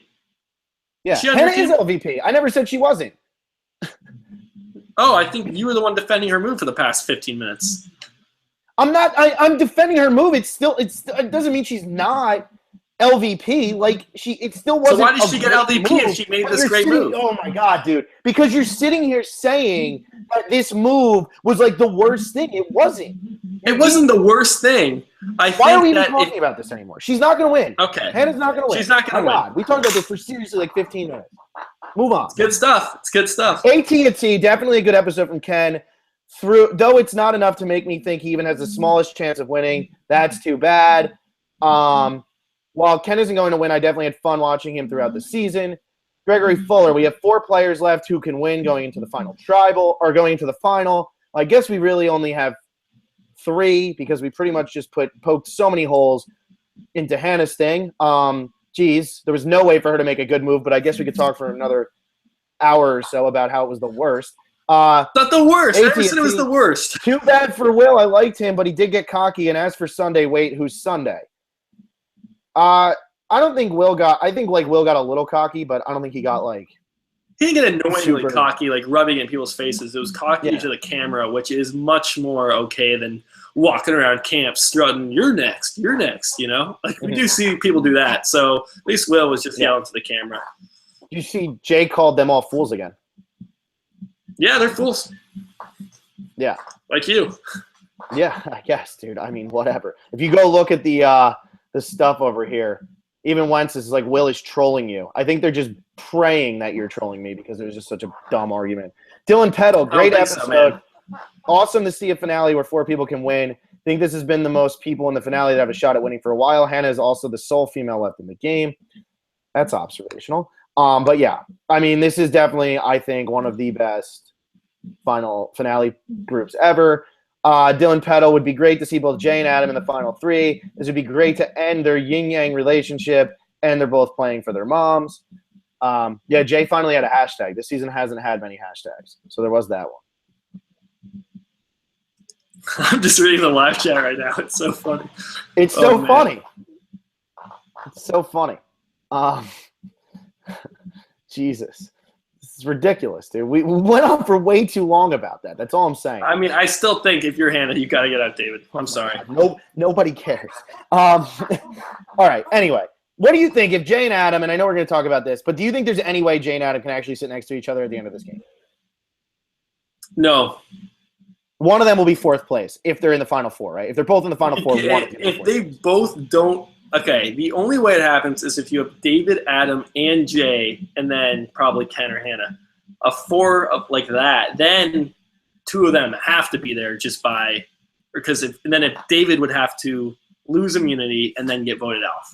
That would be the only way. And maybe I shouldn't have said no so quickly because they're really building up this Jay Adam thing. They pushed it the last few weeks, and maybe it will be a Jay Adam Brawl at Final Tribal Council. Yeah, I mean, it could be. I just think now you're reading No, I'm not. I don't think that there's any way these three, one of them isn't one of the first two boots. I mean, that would really, really shock me. On a season that has shocked me throughout, I would be really, really shocked if Adam, Jay, and David all survive the first two boots of this episode and they're all sitting in the final four. I'd be pretty floored by that. Yeah, exactly. Especially with no idols. Yeah. I am reading the live chat. It's quite hilarious. We're not reading these out loud, but it is pretty funny. I mean, me and Will just had a fun. I'm getting distracted. I gotta actually turn it off. It's too distracting. I gotta stay focused here. It's funny. That was a really heated argument that I don't think really anybody gave that much crap about. So it was good. We just kept going. I don't know. I think a lot of people. I was seeing other places where people are saying Hannah. Other people were saying this, that it was the dumbest move ever. And again, I'm not saying that. I'm saying if I'm giving LVP to someone, I wasn't sold on the Sunday thing initially, and I never fully got it. And then now I'm saying it was bad. I'm begging you. I'm just trying to clear up that I don't think it's the worst move ever. Okay. Okay, but please don't go back. Oh my God, I will read this just so you feel a little bit better. Just another one. I'm dying y'all's argument, but I agree with Will on it. But oh my gosh, I'm dying of laughter. I mean, I feel like we just were running in a circle. And, like, as we kept going, we just kept, like, hitting our heads on a wall. Like, it just kept going and going. We haven't argued all that much this season. So this is – that was a good one. It is more fun when we argue. So I like it. I know. Oh, my God. Anyway, let's see. Dylan Peddle, it would be great to see both Jay and Adam in the final three. It would be great to end there. Oh, I already did that. Anyway, Dennis O'Connell, anyone in this final can win, especially Brett. If he makes it to the end, he has a guaranteed 3 votes. And Chris, Zeke, and Sunday, I think they screwed up by not voting Brett out. And do you guys think? And this is an interesting thing. I think a lot of people are writing Brett off because I don't think he'll make it to the final. Brett, yeah, we'll talk about that. I'm telling you, Brett is actually racking up jury votes very, very slowly. I just don't think he gets there. I'd be shocked if Brett gets there, but if he does, he could win. Like, it's crazy. Dennis O'Connell, super off-topic question. Oh, okay. Wanted to know if in All-Stars, Lex voted Amber off instead of Jerry, who the hell wins the season? Thanks, guys. You're the best. That we'll have to talk about that when we do our season rankings. We are going to do that in the off season. I think Alexa just finished All Stars, so she's trucking. She's trucking. Once she's done, Alexa during these off season podcasts, Alexa is going to smoke us with Survivor knowledge. Like I haven't seen these seasons in like 10 years, and she's like, no. The 15th boot in Guatemala was, Judd or it wasn't Judd. Lydia. Was it Lydia? Oh, maybe. Oh, yeah, that's true. I forget. I don't know how many started in Guatemala. I mean, yeah, she's going to totally wipe the floor with us. I think it was 18. Yeah. That's going to be wild. I think it is 18 because Steph and Bobby John came out. Yeah, that's going to be crazy. Jeez. Yeah, she's going to look really smart. So you're welcome, Alexa. Anyway, The Real Nero. Hey, guys. Has there ever been an alliance that escaped every vote they were targeted in? Ken, David, and Jessica got by every time they were targeted. It took luck for Jess to go. No matter how much heat Ken or Dave are in, always seem to get out of it. What are your guys' thoughts? We've seen people dodge votes like crazy for a while. You have to give Jay credit too for dodging votes. Did he mention Jay with Ken and David in there? No. Ken, David, and Jessica. Spencer dodged the bullet like since before the tribe swap happened. But I think he's saying the whole alliance. Yeah, I mean Jessica did go, and I guess the commenter did mention that, but I don't think. I mean, Adam and Hannah came on pretty late to that alliance. Yeah, right? no, well, what You he's saying is like the fact that, yeah, but I think what he's saying is like this alliance has been targeted every time and they haven't always had the numbers, and somehow they've always found a way to get through a vote. It just took Jessica actually having to draw rocks for somebody to go because, oh, got you know what I mean? Like Okay. they have been targeted. Hannah's been targeted a lot. David's been targeted. Ken, he was even targeted at the Figgy vote. I mean, they've been targeted a lot. Their names are always brought up, and yet somehow they're sitting there at the end. That's the crazy thing about this season. Other than Brett, and I guess Brett had his one moment when it came with Michaela, the Michaela boot. Other than him, really, everybody else here has been in a lot of danger this entire season. I mean, everybody's name has been brought up at one time or another. Yeah, Adam is the only one where for a brief second at that merge, you thought maybe they were just going to flip it on Adam because he was being too sneaky, but he kept his idol, didn't get any – I don't think he got any votes.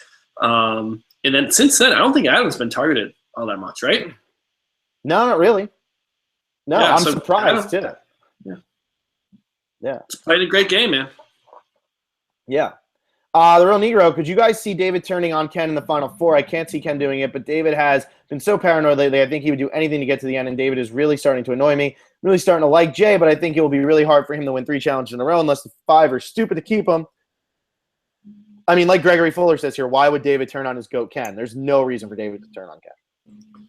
I don't see that at all, and especially there's no reason to do it at one of these early tribal councils because this is an Aubrey Joe situation as far as I'm concerned. Like, he's got 2 votes every single tribal council. Yeah. The Real Negro, surprised Hannah felt she owed Will even though she was saved no matter what because of Adam. I think Hannah makes Final 3 no matter what. It's going to be her, Jay, and Adam, or her, Ken, and David. What do you guys think? I mean, we're going to talk about this like we saw in the predictions, but... No, but I remember this moment where, like, she was telling this to Adam. Hannah was saying, like... I owe Will for flipping. He put his neck on the line. And Adam's right there like, yo, I played my idol for you. He didn't say that, but I was pretty much saying it for him at my, laptop screen. I don't think she owed Will anything. In a game where he's flipping back and forth, not to say, and she even said it was for his own game. Who cares about Will? Survivor, Hannah, come on, get with it. Bones J. Y'all know I'm down with this season, but this episode was straight ass. The boots were so predictable. At least they got it over with tonight, and the finale should be fire. My guy Jay is still winning, but he should have had the same stones he's had the whole game and not waste his idol. Just started listening a couple weeks ago. Y'all's a realist in the game. Keep it up, bras. I think this was before our argument, so I think he was still thinking we were real. But I don't think this episode was real. Bad. I didn't think it was bad, but compared to the last 2 weeks, it wasn't that level that we had seen. And again, as anything you say about this episode, I think the commenter put it well. What is it, Jeff Bones? I like Jeff Bones. I like his vibes. This is making the finale better. You're taking a little bit away from the penultimate episode and taking that goodness and putting it into the finale. I think I'd rather have it. I'd rather have a down episode 12 and an amazing finale than like a kind of middle of the range finale, middle of the range, episode 12. Even though this wasn't middle of the range at all, I thought it was still pretty good. And the way I look at it is, what other could you imagine if these were single episodes and there was a double boot earlier in the season? This is the only time to do the double boot, and they had to do one. Yeah, exactly. Let's see here. Christopher Doucette and Jay's abysmal voting record remains intact. Yeah, Jay has just been awful in terms of this. Like, how is Mike's voting record? I guess probably pretty good. What? What about Mike's voting record in Worlds Apart? I just wonder how he did it, because he won a bunch of immunities and was always on his own. Because, I mean, Jay really has been on his own for a while. Will kind of threw in the towel with being buddy with Jay a while ago, saying, he flipped, planning on flipping on him last episode. So it is tough to kind of be in the majority when you are consistently on the bottom and don't have an alliance. Mm-hmm. No, it is. I mean, yeah, he's always going to be on the wrong side, but he's surviving. Somehow the biggest threat from that. You got to outlast, and you got to outwit, and you got to outplay. It's not outvote in the majority. Yeah. Gamer Girls, you guys have to clear up my confusion again, please. Why were they crediting Will for Zeke's move? I know it was his idea, but I thought someone else took credit for it. Refresh my memory, por favor. It was weird how much credit Will got. Mm-hmm. And it was so clear everyone else was giving Will credit. And we had said on our prediction episode that Adam playing the idol is the much more flashy, like, get it done way, get the move. That's just so much more memorable. Not all the votes were read to really confirm that Will flipped, but everyone started giving Will all the credit. So I don't know. I thought Adam deserved more of it. Even Hannah's saying that, like, oh, I owe Will. No, you don't owe Will. Yeah, you don't. You owe Adam, if anything. Keith Nails, Tuck Tuck. I honestly think it's possible that Adam wins this season. Although he had a great chance to get rid of David, he didn't do it. He still has 3 tribal councils to vote him and Jay out. And all he has to do is drag Ken and Hannah to the end and talk about his mother's illness, and he will win in a landslide. What do you guys think? I mean, once again, predictions episode. But, yeah, Adam. Voting Jay and David out, that's been on a lot of people's minds for the last, 5 tribal councils. And how's that gone for him? It's not easy to do when you have these players that are this good. Yeah. And they have people that trust them. You have David, who literally has Hannah and Ken in his pocket. So kudos again to David for playing that well, to have these people just do what he wants. Yeah. Keith and I was Tuck again. That scene between Adam and Jay was one of the best scenes in Survivor history. Can't remember another such a weird relationship between 2 players playing to win $1 million. Both aware that they are threats to each other, but they also have huge respect for each other. I find it very interesting. Yeah, this is seriously one of my favorite relationships that we've seen play out, and I really can't wait to watch this season again and watch it knowing what happens and see how they set this up. I'm really excited for that. Yeah, I mean, I teared up when Adam teared up, and then Jay. I did, and I don't get teary-eyed that often, and it might be because I'm a fan. This is hard for me to tell because anyone who's been watching us this season knows that I'm a really big fan of Jay and Adam, both of them. So it's good to hear other commenters saying that they really enjoyed the scene too. I think it was just a human moment. I don't care how old you are, or what your gender is, or what your views are. Like, that was such a real good moment. I agree. It was one of the, really, I still think the Michaela thing was still the best moment of this season, but that's easily number 2. Yeah. Easy Own from 1 to 6. Who has the best chance of winning? Predictions episode, Easy Own. It's Saturday or Sunday. You don't know when it's going to be. And this is why you got to subscribe to the podcast. You get a little notification on your phone, lets you know when we go live. You get we'll tweet it out. You got to follow us on Twitter. Because what if we do it Saturday? What if we do it Friday night when Phil and I have no plans, nothing to do on the weekend? Yeah. And we just want to talk Survivor. And how are you going to get your live comments in if you're not subscribed? I don't know. It's going to be tough. I like the shamelessness on that one. Not only do we have no friends, we're demanding you subscribe to us so that you can be our friends, so we can talk to you. You're all we actually have. We're the 2 biggest losers in LA. Keith Nails, Tuck. Do you guys think Jay can Fabio his way to the end? I honestly don't see any other way he can win this season. And then Kevin Smith says, do you all see Jay going home if he doesn't win out like Mike Holloway? I mean, I think that they're both right. I think Jay has to win, or he has to win immunities, or he's going to go home. I think he's going to need 2. I don't know if he needs all 3. I don't know if he needs the first one, as crazy as that sounds. Because I think Adam will be like, well, I don't want to I don't know. Yeah, once David goes, then Jay has to win them all. If he loses that first one, and they vote out David, which it's gonna be darn tough to do when you have Hannah and Ken. I mean, honestly, it's gonna be really hard for Jay to win. And the only reason I will keep him up here is because of his edit. And it's not even that great of an edit. Every one of these players left in this game has a very flawed edit, and the editors have clearly done this on purpose to throw us off. So keep an eye on Brett there. He might sneak in. Yeah. Keith Nails, Tuck. Random thought: Michelle and Ken would make a hot couple. I mean, yeah, definitely. Which Michelle? I don't know. Either Michelle. Still be a hot couple. I just think it's funny.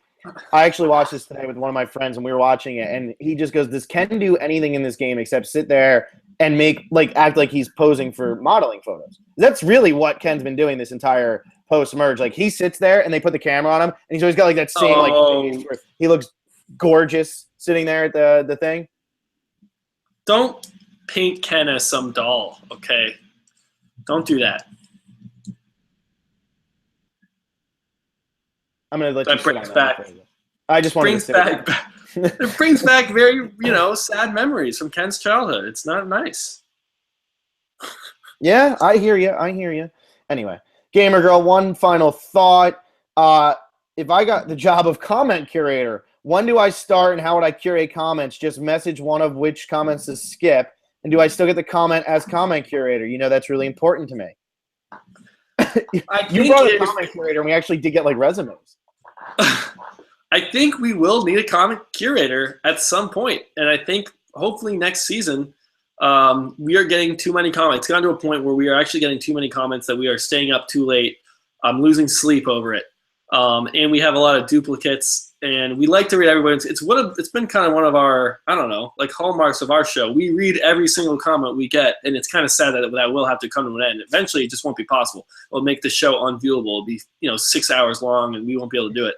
So I think comment curator is a very real thing, and we'll have to accept resumes and vet and see. I think each comment curator would be able to submit one comment of their own. We're definitely going to have to put an end to like 4 tweets in a row and reading all of them out. That might be a better solution at first, so at least everyone can at least have something read, because we do kind of get 5 comments or like 6 people in a row, which could slow it down for other people. But we'll cross that bridge when we get there. I think we can still handle all the comments for the rest of the season. Yeah, we have a lot still left here tonight, man. I think we've been going for over an hour and a half. So I'm going to try to rip a little bit here through these. But Giovanni Rihanna, is this the better Final Six? I think so. Sure, Brett and Ken might not win, but that's better than having Keith, Kimmy, and to a lesser extent Tasha not being able to win. To me, this is like one of the – like I keep saying it. This is just phenomenal. Let's see here. Giovanni Rihanna, is Brett like Eddie in getting his alliance taken out? Paul, Lucy, Chris, Zeke, and now Sunday. I mean, yeah, it's clear Brett is the last one standing from that previously pretty large alliance. I didn't watch Ponderosa yet, so I'm not sure why Will was so mad, but we'll watch it. I can't wait. Yes, we get 2 Ponderosas after this. I'm already tired, but I can't wait. Can't wait. Chloe Gale, so glad that Will went home. I'm very confused about the Sunday vote off, though. I think that Hannah made a horrible move in getting her voted off. Also really wish that Jay would have kept his idol. I hope he wins. Chloe, thanks for bringing this up. What? Sorry, I didn't hear that one. Can you reread that one? Comment, but we cannot sit here and talk about this anymore, or my head is going to explode. Like, my head's going to I just didn't hear it. I just wanted to make sure I heard it clearly. A horrible move, did someone say? Oh, okay. She said it was a horrible move for you to keep talking about it. Chloe Gale, I hope that Jay goes on in the Immunity Runner, finds an another idol. Do you think they will hide another one? I say no way. You can't hide an idol at Final Six. Come on. They might. Yeah, and if they do, I hope Jay finds it. Yeah, or Adam. One of those two. I'd be happy. KL Rain, I don't think Hannah's quote about convincing people to follow your plan is supposed to make her look good. It made Adam look good. He successfully convinced Jay to play his idol. It's a good point. It did. Way to look into the edit there. Yeah, of course. Adam came out great tonight. He's right. I mean, yeah. Let's keep reading. Let's keep reading, yeah, unless you want to be here that much longer. Gamer Girl, Caleb actually didn't get any confessionals in the Medevac episode last season, but he was Medevac, so he doesn't really count. Also, Will, what happened to you thinking that Ken is a GOAT? He still is. Oh, you still think Ken's a GOAT? Yeah, Gamer Girl. Come on. Giovanni, interesting how before the season began, there was a preview with 6, Taylor, Chris, Mari, Sunday, Zeke, and David. And the only one still here is David. If I said that David would be the last one remaining out of those 6 after the co-wrong finale, you would call me insane. I mean, not that we knew who any of these people were, but after episode 1, if you would have told me those were the 6 and David would be the last one standing, I would definitely call you insane. You're insane anyway. Is that Steel Punch? No, it's Giovanni. Oh, Giovanni. Yeah, Giovanni, you're insane anyway. Thanks for that. Either way, Steel Punch, you're insane too. Greehan 8. Right after the merge, you said Adam had almost no chance of winning after he started to play too hard. You think he has a decent chance winning now that he has calmed down for a while and is starting to pick his game back up towards the end of the season? I mean, absolutely. We both agree with that, right? I mean, definitely. Yeah, I mean, I'd still have Jay and David above Adam, but he jumped Hannah at least, for sure. Yeah. Yep. Wubba D, one of my favorite sets of finale plays ever. This season is great. Survivor's on a roll these past 3 seasons. Hopefully Game Changers comes through as well. Here's to hoping. I hope so too. Yeah. Giovanni Rihanna, was Adam pulling a Michaela at that second immunity challenge? Pretty much, except at least it was individual and not a team, But Johnny Talks Sports. Do you guys see Adam and Jay teaming up to take out David based on their connection of that they are both playing for their moms? I think we could. I still think we could. I just think it's very unlikely, and it's very hard to do because, like you keep saying, it's very hard to do it with Ken and Hannah there. Yeah, man. I'm trying to think how Adam can get David out at 6. It seems tough. And if you don't get him out at 6, you're not getting him out at 5. Mm-hmm. Unless you convince, like, David or you'd have to convince Hannah.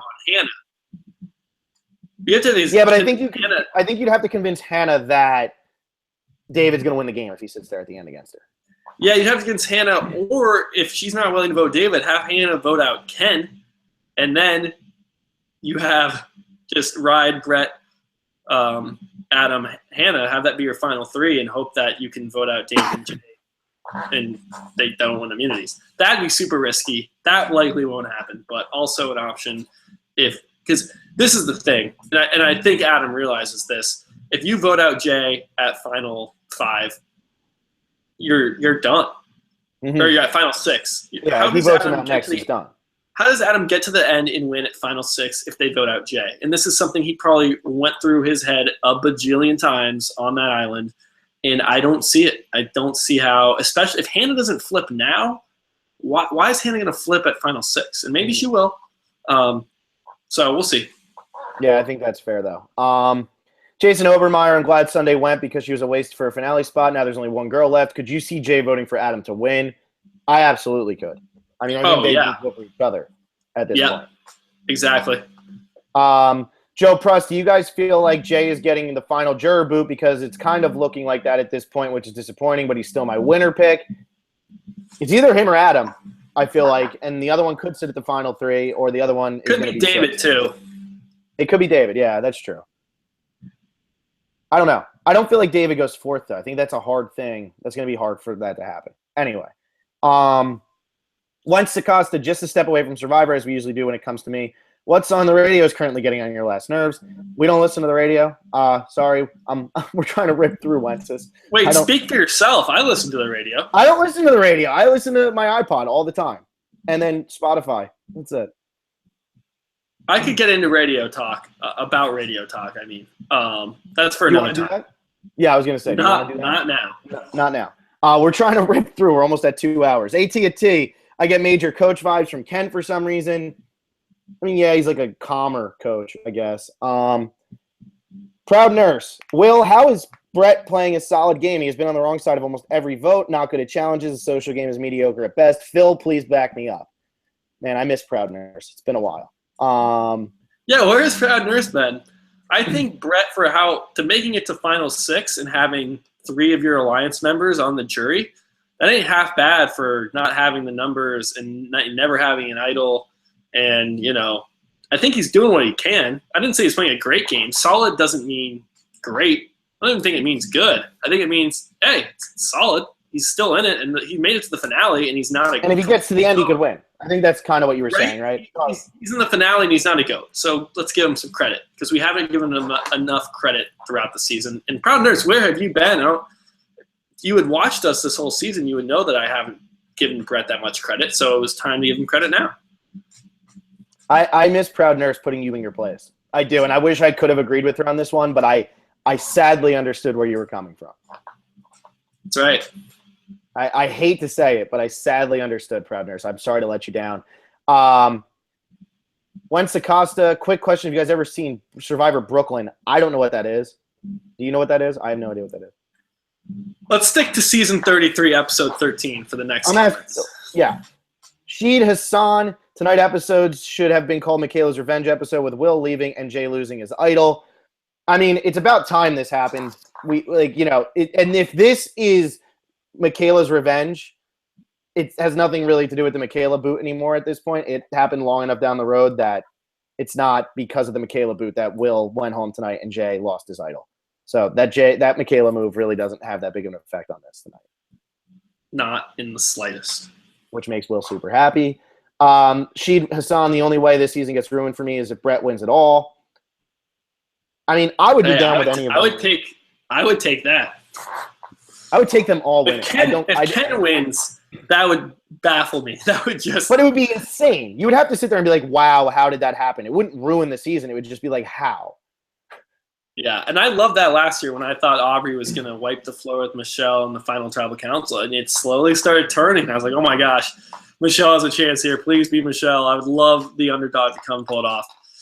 And hey, it's been a year of upsets across a lot of different mediums. So maybe Survivor, we get an upset here with Jay, just because he's been on his own for so long. Yeah. Or Brett. Once Acosta, to answer the Mike from Worlds Apart question, he only was wrong twice, voting for Jem when the idol was played on her and voting for Tyler when Shireen was booted. So Mike was right almost every single time because he just kept winning immunity and he would be able to somehow be in control even though nobody wanted to align with him. Yeah, I mean, they had to go talk to him about who he was voting for. They needed his vote. So, yeah. Yeah. And this will be our last comment just to let you know where Proud Nurse is. She says she's been working. She's a pediatric nurse, and 'tis the season for coughing and wheezing. So there you go. Oh, she's an actual nurse. Well, that's pretty cool. And she's very proud of it. I was going to say, I hope she's proud. That's the last comment? That's the last comment. We did it, man. We made it. Oh, my God, we made it. High five. Yeah, something like that. That was a long one. That might have been our longest one. Well, longest in season one, at least. Thank you to everyone who stuck around and watched. I'm sure there are people who are, finished it and maybe caught in halfway. I don't know. I guess we will have the boot list and prop bet stuff scored by whenever we do our finale predictions. Again, it's one of our favorite podcasts to do. It's a lot of fun. Those usually go like 2.5 hours. Yeah, those are long. That's a big one.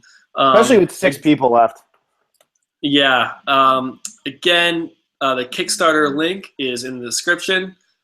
If only 10% of our subscribers donated $5, it would be over. So if you're just 1 in 10 people donate $5, that would be amazing. If you have $5 to spare, we want to get this thing on iTunes as soon as possible. Get over the internet hump that we've been dealing with for so long. MVP, it's got to be Adam, right? LVP, it's got to be Hannah. I don't know, Phil. Who do you got on those two? Yeah, I kind of agree with that. I think that's fine. Adam played really well tonight, and Hannah, we could talk about it again for another half hour if you want. Yeah, we'll talk about it on this weekend. Sounds good. All right. Long one here. Thanks so much. Love this season. So excited for the finale. We'll talk all about it on probably Saturday or Sunday. And Phil, you got anything else? That's it, man.